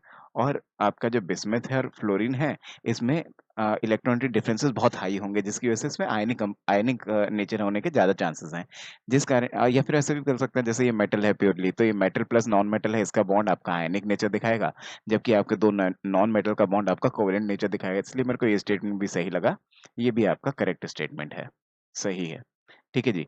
नेक्स्ट कहता है PH3 boils at low temperature than NH3। अच्छा जी, वैसे अगर जनरली देखा जाए तो जनरली ऐसा बोला जाता है कि टॉप टू बॉटम अगर आप देखोगे और आपने बनाया मान लो NH3, PH3, ASH3, ठीक है, और SbH3 एंड सो ऑन, आपने अगर ये सब बनाए तो जनरली बोला जाता है कि टॉप टू बॉटम आने में आपका साइज इंक्रीज हो रहा है, इसलिए सिंस साइज इज इंक्रीजिंग तो van der Waals forces of attraction will increase, forces of attraction will also increase, और since wonder और forces of attraction will increase तो टॉप टू बॉटम आपका क्या होना चाहिए, टॉप टू बॉटम आपका बॉइलिंग पॉइंट मेल्टिंग पॉइंट बढ़ना चाहिए, boiling point and melting point आपका बढ़ना चाहिए, ऐसा होना चाहिए, शुड बी लाइक दिस। लेकिन ऐसा होता नहीं है, मतलब आंसर जो एक्सपेक्टेड है वो तो हमारा ये आंसर एक्सपेक्टेड था कि बॉइलिंग पॉइंट का अगर आप आंसर देखो तो सबसे ज्यादा कौन होना चाहिए, सबसे ज्यादा होना चाहिए आपका SbH3, ठीक है, उसके बाद होना चाहिए ASH3, फिर होना चाहिए आपका PH3, देन होना चाहिए आपका NH3। लेकिन एक्चुअली में होता है क्या है, nitrogen because of the exceptional character nitrogen will form hydrogen bonding, तो बाकी कोई हाइड्रोजन बॉन्डिंग नहीं देखा पाएगा, but this will show hydrogen bonding, and because of the hydrogen bonding it will have more forces of attraction, more forces of attraction, और since it will have more force of attraction तो इसका melting boiling point ज़्यादा हो जाता है exceptionally, ठीक है ना। तो इसका ज़्यादा हो जाएगा, इसका कम रह जाएगा पीएच3 का, जिसकी वजह से ये सही लिखा है कि पीएच3 का आपका कम होगा बॉइलिंग पॉइंट और आपका NH3 का ज़्यादा बॉइलिंग पॉइंट होगा, ठीक है जी। तो ये बिल्कुल सही लिखा है। वैसे नॉर्मल थ्योरी से देखा जाए तो इसका ज़्यादा होना चाहिए था, इसका कम होना चाहिए था, लेकिन because of the hydrogen bonding exceptionally वो आपका क्या हो जाता है, NH3 का बढ़ जाता है। लास्ट पॉइंट है आपका NN single bond is stronger than PP single bond. ये तो उसी तरह क्वेश्चन आ गया जैसे हेलोजन फैमिली में ये बहुत फेमस सा क्वेश्चन पढ़ते थे कि FF बॉन्ड है, यहाँ पे आपके पास ये देखो कितने सारे इलेक्ट्रॉन्स हैं, ठीक है जी। ऐसे ही CL बॉन्ड है, यहाँ पे देखो जी कितने सारे इलेक्ट्रॉन्स हैं, लेकिन दोनों में से ये जो FF है ये खुद से ही अपने आप से ही टूटने की टेंडेंसी रखता है, जल्दी टूट जाता है। क्यों? ये ज्यादा स्ट्रॉन्ग बॉन्ड नहीं होता है। क्यों नहीं होता है? क्योंकि यहाँ पे इसका छोटा सा साइज है, इसके छोटे से साइज में के आसपास सराउंडिंग में बहुत सारे इलेक्ट्रॉन्स हैं, बहुत सारे इलेक्ट्रॉन्स दिख रहे हैं। तो इंटर इलेक्ट्रॉन इलेक्ट्रॉन रिपल्शंस होते हैं, इंटर इलेक्ट्रॉनिक इलेक्ट्रॉनिक रिपल्शंस होते हैं यहाँ पे, जिसकी वजह से ये बॉन्ड आपका स्टेबल नहीं हो पाता है, जल्दी टूट जाता है। बल्कि इसके कंपैरिजन में अगर Cl को देखो, Cl का साइज बड़ा है, बड़ा साइज होने की वजह से इंटर इलेक्ट्रॉन इलेक्ट्रॉन रिपल्शन यहाँ पे इतने ज्यादा नहीं होते हैं, यहाँ पे थोड़ा दूर दूर होते हैं इलेक्ट्रॉन्स, ठीक है ना। इसकी वजह से ये थोड़ा सा क्या होता है, ये आपका अनस्टेबल सा हो जाता है और ये जल्दी टूट जाता है। सेम ही लॉजिक क्या है, सेम ही लॉजिक आपका NN के साथ भी लगेगा, PP के साथ भी, कि NN का बॉन्ड आपका कैसा होगा, NN का बॉन्ड छोटा होगा, NN का साइज भी छोटा है। साइज छोटा होने के कारण की वजह से, बॉन्ड छोटा होने के कारण की वजह से ये आपका अगर देखा जाए तो ये अपने आप में अनस्टेबल हो जाएगा, यहाँ के इलेक्ट्रॉन्स आपस में खुद ही रिपेल करने लगेंगे, ठीक है। जिसकी वजह से क्या हो जाएगा, ये वीक हो जाएगा और PP ज्यादा स्ट्रांग हो जाएगा एज कम्पेयर टू दिस। लेकिन इसने उल्टा लिख रखा है NN is stronger than PP, तो इसने उल्टा लिख रखा है भाई, ये गलत है आपका लास्ट वाला ऑप्शन। तो answer should B A option, B option and C option. Thank you. IIT advance 2018 question क्या कहता है, क्वेश्चन कहता है the compound which generate N2 gas upon thermal decomposition of the following compound below 300 degree Celsius, below 300 degree Celsius कह रहा है। अच्छा जी, अगर आप ध्यान से देखें तो ये किस सेक्शन का क्वेश्चन है, ये आप पढ़ते हो कहाँ पे, जहाँ पे नाइट्रोजन फैमिली के बारे में पढ़ते हो, पी ब्लॉक केमिस्ट्री के अंदर, वहाँ पे N2 की प्रिपरेशंस हम सीखते हैं। वहाँ पे हम thermal decomposition of nitro compounds कुछ हम पढ़ते हैं, उनसे काफ़ी सारे थर्मल डिकम्पोजिशन करने से हमारे N2 बनता है, लेकिन किसी किसी से नहीं भी बनता है। ये भी हम स्पेशली उसी जगह पे पढ़ते हैं। तो देखिएगा जरा, कुछ लोग इसको क्वालिटेटिव एनालिसिस में भी पढ़ाते हैं, थर्मल डिकम्पोजिशन हेडिंग डाल के। अगर आप ध्यान से देखेंगे तो यहाँ पे बहुत फेमस फेमस सी रिएक्शंस कुछ लिखी हुई है, जैसे ए ऑप्शन जो लिखा हुआ है, ए ऑप्शन आपका लिखा हुआ है अमोनियम नाइट्रेट, इसको आपने हीट किया, तो अमोनियम नाइट्रेट को आपने हीट किया तो this will give you N2O plus water, ठीक है जी। अगर आपको नहीं याद आता है तो ऐसा कहा जाता है कि इसमें से मैक्सिमम अमाउंट ऑफ वाटर निकाल दो, कि NH4NO3 कितना पानी निकाल सकता है मैक्सिमम, तो मैक्सिमम कितना, मैक्सिमम 2 पानी यहाँ से निकल सकता है, बाकी जो बचा वो आपका प्रोडक्ट है। कुछ ऐसा सा शॉर्टकट बताया जाता है बच्चों को, ताकि उनको थोड़ा सा याद हो जाए। तो हल्का सा ऐसा शॉर्टकट बता देते हैं कि आप क्या करो, आप मॉलिक्यूल में से जितना मैक्सिमम वाटर निकाल सकते हो उतना निकाल दो। जैसे मैंने यहाँ पे मैक्सिमम 2 H2O के मॉलिक्यूल निकाल सकता हूँ, वो निकाल दिया, जो बचा वो आपका N2O बचा, ठीक है जी। तो अगर आप यहाँ से डिकम्पोजिशन करोगे, दिस इज बिलो 300 सेल्सियस, और ये शायद 300 सेल्सियस बिलो जो बोला है वो खासतौर पे इस रिएक्शन के लिए ही बोला होगा, क्योंकि अगर ये नहीं बोलता तो ये क्वेश्चन में इस वाले ऑप्शन में एम्बिग्यूटी हो जाती, क्योंकि अगर आपने इसको ज़्यादा हीट कर दिया, ये तो बिलो 300 डिग्री सेल्सियस था, अगर आप इसे more than 300 degree Celsius heat कर देते, मैं कहूँ कि more than 100 degree Celsius heat कर देते, तो ऐसे में ये भी फर्दर N2 और O2 में टूट जाता और यहाँ से भी N2 निकल जाती। तो अगर ये टेम्परेचर मेंशन नहीं करता तो ये थोड़ी सी एम्बिग्यूटी हो जाती है इस क्वेश्चन के अंदर, और ये थोड़ा सा डिबेटेबल क्वेश्चन हो जाता है, लेकिन इसने अच्छा किया कि हमें टेम्परेचर दे दिया। अच्छा, सेकंड क्वेश्चन की अगर बात करें, सेकंड चलिए ऑप्शन की अगर बात करें, तो second option is ammonium dichromate. Ammonium dichromate है वेरी फेमस रिएक्शन, इसको अगर हम हीट करते थे तो ऐसा करने से N2 निकलता है, N2 निकलता सॉरी, और Cr2O3 निकलता है, ठीक है जी। और साथ में आपका क्या, साथ में आपका H2O निकलता है। यहाँ से आपका N2 बन जाएगा, तो ये हमारा ऑप्शन सही होना चाहिए, ये गलत होना चाहिए। लेकिन इस रिएक्शन की बहुत खास बात है, ये रिएक्शन बहुत फेमस सी रिएक्शन है, आपने शायद कभी सुना हो। इस रिएक्शन में ये जो आपके पास होता है अमोनियम क्रोमेट, ये क्या होता है एक्चुअली में, ये आपका होता है, आपका सॉलिड होता है ऑरेंज कलर का, ठीक है जी। और जब आप इसको हीट कर देते हो तो गैसियस N2 निकलता है, ग्रीन कलर का सॉलिड Cr2O3 निकलता है और ये वेपर फॉर्म में आपका वाटर मॉलिक्यूल्स निकलते हैं, ठीक है ना? तो होता क्या है, जब आप मान लो कभी लैब में अगर इस रिएक्शन को कराओ, तो आपने क्या किया, आपने एज़ अ पाउडर फॉर्म में खूब सारा अमोनियम डाइक्रोमेट ले लिया, आपने यहाँ पे लाके एक माचिस की तिल्ली लगा दी, मतलब इसमें आग लगा दिया। जैसे ही आप इसमें आग लगाओगे, हाईली एक्ज़ोथर्मिक रिएक्शन होता है ये, बहुत जल्दी-जल्दी से ये रिएक्शन होगा एकदम से, और एकदम से क्या होगा ना, एकदम से इसके अंदर से गैसेज़ निकलनी शुरू होगी, ये N2 गैस निकलेगी। N2 गैस निकलनी शुरू होगी और N2 गैस इसके अंदर से निकलेगी, बहुत जल्दी-जल्दी निकलती जाएगी, फॉलोड बाय उसके साथ-साथ Cr2O3 भी निकलेगा ग्रीन कलर का। तो ग्रीन कलर का Cr2O3 भी निकलता जाएगा साथ के साथ, और N2 गैस भी निकल रही है और वाटर वेपर्स भी अंदर से निकल रहे हैं। तो अंदर ही अंदर ये क्या होगा, ये रिएक्शन ऐसे दिखेगी, ऐसा करके ये जैसे लावा नहीं होता, जैसे आप कह सकते हो वोल्केनो जैसा, तो ये रिएक्शन फेमस है by the name called as volcanic reaction. तो वैसे बहुत खतरनाक रिएक्शन नहीं है, देखने में ऐसा लगता है कि बहुत भयानक सा कुछ हो रहा है, लेकिन ऐसा कोई खतरनाक नहीं है। ये नॉर्मली लैब में परफॉर्म करी जा सकती है रिएक्शन, कि आपके पास डाइक्रोमेट हो, अमोनियम डाइक्रोमेट, उसको आप हीट करो, हीट करने से आपको ऐसा लगेगा जैसे वोल्केनो निकल रहा है। तो वोल्केनिक रिएक्शन भी बोलते हैं इसको। तो अगर आप देखें तो ऐसी-ऐसी रिएक्शन होगी, अंदर से आपका क्या होगा, अंदर से लावा के तरीके से एक ग्रीन कलर्ड सब्सटेंस निकल रहा होगा। वो क्यों निकल रहा होगा? क्योंकि N2 एकदम से एक्ज़ोथर्मिक रिएक्शन में बहुत फास्ट हो रही होगी, एकदम से N2 इसके अंदर से निकलता है। वाटर वेपर्स भी निकल रहे होंगे। तो ये वोल्केनिक रिएक्शन कहलाती है आपकी। नेक्स्ट अगर मैं ऑप्शन में बात करूँ, वैसे ये ऑप्शन हमारा सही हो जाएगा, इससे N2 बनेगा। ये यही पूछ रहा था किस-किस से N2 बनेगा। नेक्स्ट अगर मैं बात करूँ ऑप्शन नंबर सी, ये ऑप्शन नंबर सी तो आपको आना चाहिए भाई। ये अगर आपको नहीं आता है तो आपकी प्रिपरेशन कुछ गड़बड़ है, आईआईटी की आपकी ठीक प्रिपरेशन नहीं चल रही है। क्यों? क्योंकि ये तो आईआईटी में प्रीवियसली ईयर आस्क्ड क्वेश्चन है, ये तो पहले भी पूछे हुए हैं। ठीक है ना? वैसे देखा जाए तो ये तीनों अभी तक जो हमने बात करी, तीनों के बारे में आईआईटी में पहले पूछ चुका है। लेकिन बेरियम एज़ाइड एक्चुअली में क्यों आना चाहिए, वो उसके लिए इतना इम्पोर्टेंटली मैं क्यों बोल रहा हूँ, वो इसलिए बोल रहा हूँ क्योंकि बेरियम एज़ाइड क्या करता है, बेरियम एज़ाइड यहाँ से आराम से आपका N2 जनरेट कर देता है। और यहाँ से ये मेथड जो है, ये स्पेशली हमें लर्न क्यों होना चाहिए, क्योंकि ये ऐसा मेथड है जो कि प्योरेस्ट फॉर्म ऑफ N2 हमें प्रोवाइड करता है। तो एक्चुअली में जब आपको प्योरेस्ट फॉर्म ऑफ N2 चाहिए होता है, तो we will go by this reaction, जो कि है आपका बेरियम एज़ाइड। तो इसलिए यहाँ से N2 निकलेगी, नो डाउट ये सही ऑप्शन है।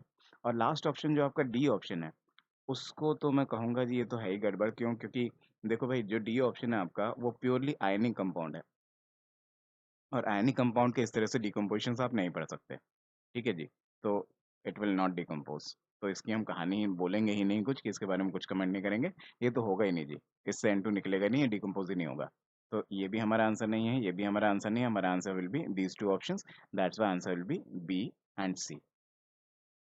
सो question is from IIT Advanced 2019 paper 1, and one of the famous section, जो कि आप देखते हो कि नोबल गैसेस की, जहाँ पे हम केमिस्ट्री पढ़ते हैं पी ब्लॉक में, 12th क्लास का जो पी ब्लॉक का स्टफ है, जहाँ पे आप नोबल गैसेस के बारे में पढ़ते हो, वहाँ पे जेनन की कुछ रिएक्शंस पढ़ते हो। तो जेनन की रिएक्शंस में खासतौर पे जेनन फ्लोराइड्स की कुछ रिएक्शंस पढ़ेंगे। तो जेनन फ्लोराइड की जब आप यहाँ पे रिएक्शन पढ़ोगे, तो एक बहुत फेमस सी रिएक्शन है ये। क्या कह रहा है? जेनन फ्लोराइड O2F2 के साथ आपस में रिएक्ट हो रहा है, कुछ वाई बना रहा है। ये बहुत फेमस है ये। तो ये बनाता है xenon fluoride, that is tetrafluoride XeF4। XeF4 आपस में रिएक्ट होके O2F2 से बनाता है क्या? बनाता है Xenon F6 प्लस O2। तो यहाँ पे जो मेन कंपोनेंट बन रहा है वो आपका Y, ये जो कि उसने बोला Xenon कंपाउंड Y। अच्छा जी, इसके बारे में क्वेश्चन पूछा गया, कह रहे थे total number of lone pair of electrons present on whole molecule of Y। अच्छा, यहाँ पे थोड़ा सा देखना, यहाँ पे आपको लैंग्वेज पे थोड़ा सा ध्यान देना होगा। होल मॉलिक्यूल ऑफ Y कह रहा है, इसका मतलब अभी देखते हैं, चलो थोड़ी देर में बात करते हैं इसके ऊपर। देखें जरा, अगर Xenon F6 का मैं स्ट्रक्चर यहाँ पे बनाऊं, तो Xenon F6 का स्ट्रक्चर क्या बनता था, ये आपको याद होगा, बहुत फेमस सा मॉलिक्यूल होता था, बहुत फेमस सा स्ट्रक्चर इसका बनता था। ये आपका बनता था कुछ distorted tetrahedral, sorry distorted octahedral, या फिर कैप्ड ऑक्टाहेड्रल बोलते थे इसको। तो यहाँ पे कुछ ऑक्टाहेड्रल जैसा, और उसमें यहाँ पे एक लोन पेयर फंसा हुआ है। ठीक है, तो बहुत फेमस है ये, this is very very famous. मैं लिख दूं यहाँ पे, वेरी इंपॉर्टेंट, ये आपको हमेशा पता होना चाहिए। Xenon F6 का स्ट्रक्चर, इसके ऊपर आईआईटी ने बहुत बार क्वेश्चन पूछा है, कभी किसी रूप में, कभी किसी रूप में। यहाँ पे इसने जो फिलहाल क्वेश्चन पूछा है, वो क्या पूछा है कि इस स्ट्रक्चर के अंदर कितने लोन पेयर्स हैं। तो एक लोन पेयर तो यही हो गया जो कि Xenon के ऊपर सीधा सीधा दिखा रहा है। बस बच्चे यहीं पे बहुत बच्चे मार खा गए जिस साल ये क्वेश्चन आईआईटी में आया था। बहुत सारे बच्चे यहाँ पे आंसर क्या करे आए थे, एक लोन पेयर है कि जेनन के ऊपर एक लोन पेयर है, लेकिन क्योंकि ज्यादातर क्वेश्चन ऐसे ही आता है कि सेंट्रल एलिमेंट के लोन पेयर पूछता है, लेकिन यहाँ पे उसने बकायदा पूछा है कि होल मॉलिक्यूल के अंदर, पूरे मॉलिक्यूल के अंदर लोन पेयर। तो अगर पूरे मॉलिक्यूल के अंदर लोन पेयर पूछ रहा है फिर तो फ्लोरीन के भी लोन पेयर काउंट करने हैं, 1 2 3 4 5 6, ऐसा करके 3 लोन पेयर यहाँ है, ऐसे करके 3 लोन पेयर यहाँ है, सिमिलरली 3 लोन पेयर यहाँ, सिमिलरली 3 लोन पेयर यहाँ। तो उस हिसाब से अगर आप देखोगे एक एक फ्लोरीन के ऊपर 3 3 लोन पेयर है, दैट्स वाई आप देखोगे तो 3 6 जा कितना 18, और 18 plus this one will come out to be 19। तो यहाँ पे लोन पेयर कितने हैं 19। तो लोन पेयर कितने हैं आपके पास 19, 18 तो फ्लोरीन की वजह से और एक जेनन की वजह से, तो answer should B 19। So this question is from IIT 2019 advance paper 1। Question is from chemical bonding chapter, आप कह सकते हो। बाकी अलग अलग जगह पे अलग अलग स्टफ भी पढ़ने को मिलता है, जैसे नाइट्रोजन के ऑक्साइड्स हम लोग नाइट्रोजन फैमिली जब पढ़ते हैं पी ब्लॉक केमिस्ट्री, तब वहां पे देखते हैं ये सल्फर के कुछ ऑक्सो एसिड्स, हम सल्फर के जब सल्फर के बारे में पढ़ते हैं पी ब्लॉक केमिस्ट्री में वहां पे देखते हैं।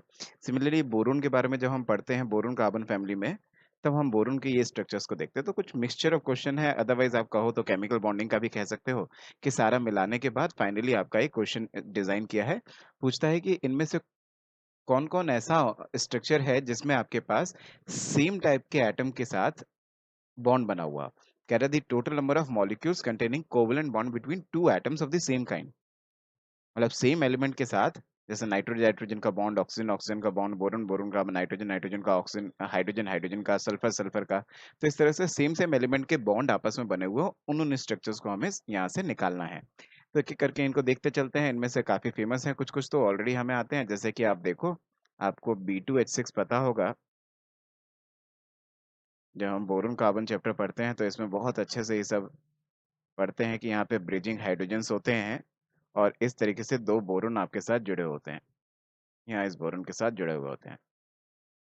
तो ये आपका B2H6 का स्ट्रक्चर है, जिसमें आप ब्रिजिंग वाली आप बनाना बॉन्ड वाले कॉन्सेप्ट यहाँ पे सीखते हो, जिसमें आप ऐसा सीखते हो कि बनाना बॉन्ड बन जाता है in between this boron and this boron, और ये कुछ स्पेशल काइंड ऑफ बॉन्ड होता है जो कि 3 सेंटर 2 इलेक्ट्रॉन बॉन्ड होता है। ठीक है ना। अच्छा जी, तो यहाँ पे कोई भी आपका सेम एलिमेंट के साथ लिंकेज नहीं है, ठीक है ना, तो बोरोन बोरोन का कोई बॉन्ड है, ना ही हाइड्रोजन हाइड्रोजन का कोई बॉन्ड है। नेक्स्ट स्ट्रक्चर को देखने की कोशिश करते हैं। अगला स्ट्रक्चर अगर आप देखोगे तो नेक्स्ट स्ट्रक्चर है B3N3H6। इसको इनऑर्गेनिक बेंजीन बोला करते थे, आपको याद होगा तो। जैसे अगर आप अल्टरनेट पोजीशन पे BN लगा दो और इन सब के पास एक एक हाइड्रोजन दे दो,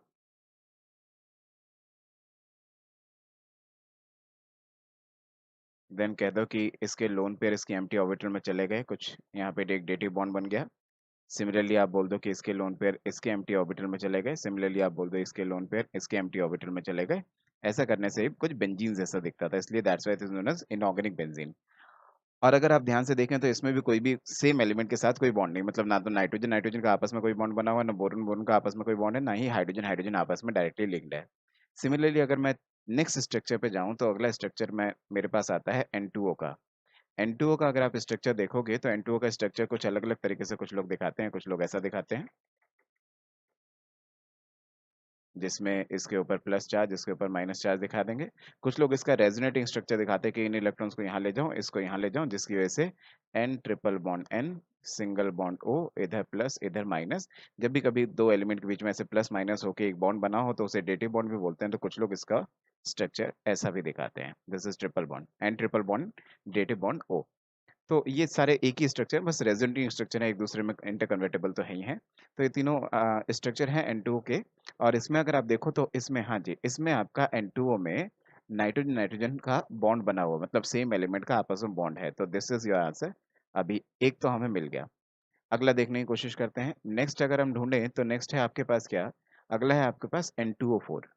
N2O4 को अगर आप देखो तो N2O4 का स्ट्रक्चर कुछ ऐसा सा होता है, यहाँ एक dative bond, double bond O, और यहाँ एक डेटिव बॉन्ड।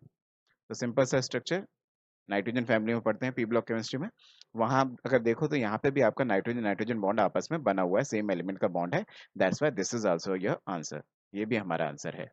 अच्छा जी, H2SO3 एक बार देखते हैं। H2SO3 अगर आपको स्ट्रक्चर नहीं भी याद हो तो मैं आपको ऐसा कहना चाहूंगा, H2SO3 के स्ट्रक्चर के लिए आप H2SO4 का स्ट्रक्चर बना लो एक बार। बस इसका एक सल्फर हटा के उसकी जगह पे सॉरी एक ऑक्सीजन हटा के उसकी जगह पे सल्फर लगा दो, तो ये स्ट्रक्चर हो गया आपका क्या, H2SO3 का। और यहाँ पे भी अगर आप देखोगे सल्फर सल्फर का आपस में बॉन्ड बना हुआ है, दैट्स वाई ये भी हमारे आंसर में इंक्लूड होगा। यहाँ पे भी सेम एलिमेंट आपस में जुड़े हुए हैं। सिमिलरली H2S2O8 को अगर देखोगे तो H2S2O8 का स्ट्रक्चर मैं आपको बना के दिखाता हूँ। H2S2O8 का स्ट्रक्चर कुछ ऐसा सा दिखेगा, सॉरी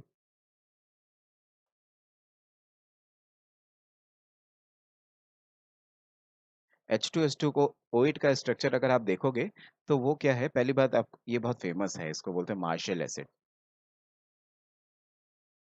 कैरोज एसिड, मार्शल एसिड, ये दो तरह के एसिड हम ऑक्सो एसिड्स ऑफ सल्फर में पढ़ते हैं, बहुत फेमस है। इसमें पेरोक्साइड बॉन्ड होता है। तो आप ऐसा कह लो जैसे कि एक H2SO4 का मॉलिक्यूल दूसरा H2SO4 का मॉलिक्यूल दोनों को आपस में जोड़ दिया बीच में पेरोक्साइड बॉन्ड से। तो कैसा कहना चाह रहा हूँ मैं, देखना, एक H2SO4 का मॉलिक्यूल जैसे कि ये, ऐसे ही दूसरा H2SO4 का मॉलिक्यूल जैसे कि ये, इनको आपस में बीच में पेरोक्साइड बॉन्ड से जोड़ दिया। तो यहाँ पे भी अगर आप देखो तो ऑक्सीजन ऑक्सीजन आपस में डायरेक्टली लिंक्ड है, सेम एलिमेंट में आपस में बॉन्ड है, पेरोक्साइड बॉन्ड। तो यहाँ पे भी सेम एलिमेंट में बॉन्ड है, दैट्स वाई ये भी हमारे आंसर में इंक्लूड होगा। इसका मतलब कि ये लास्ट के जो चार स्ट्रक्चर्स हैं, इन चारों के चारों स्ट्रक्चर्स में सेम एलिमेंट में आपस में बॉन्ड है। जैसे यहाँ पे NN बॉन्ड है, यहाँ पे NN बॉन्ड है, यहाँ पे सल्फर सल्फर बॉन्ड है, यहाँ पे ऑक्सीजन ऑक्सीजन बॉन्ड है। That's why answer should B 4। Okay, so I hope I helped you. Please subscribe Camp Shiksha. Thank you.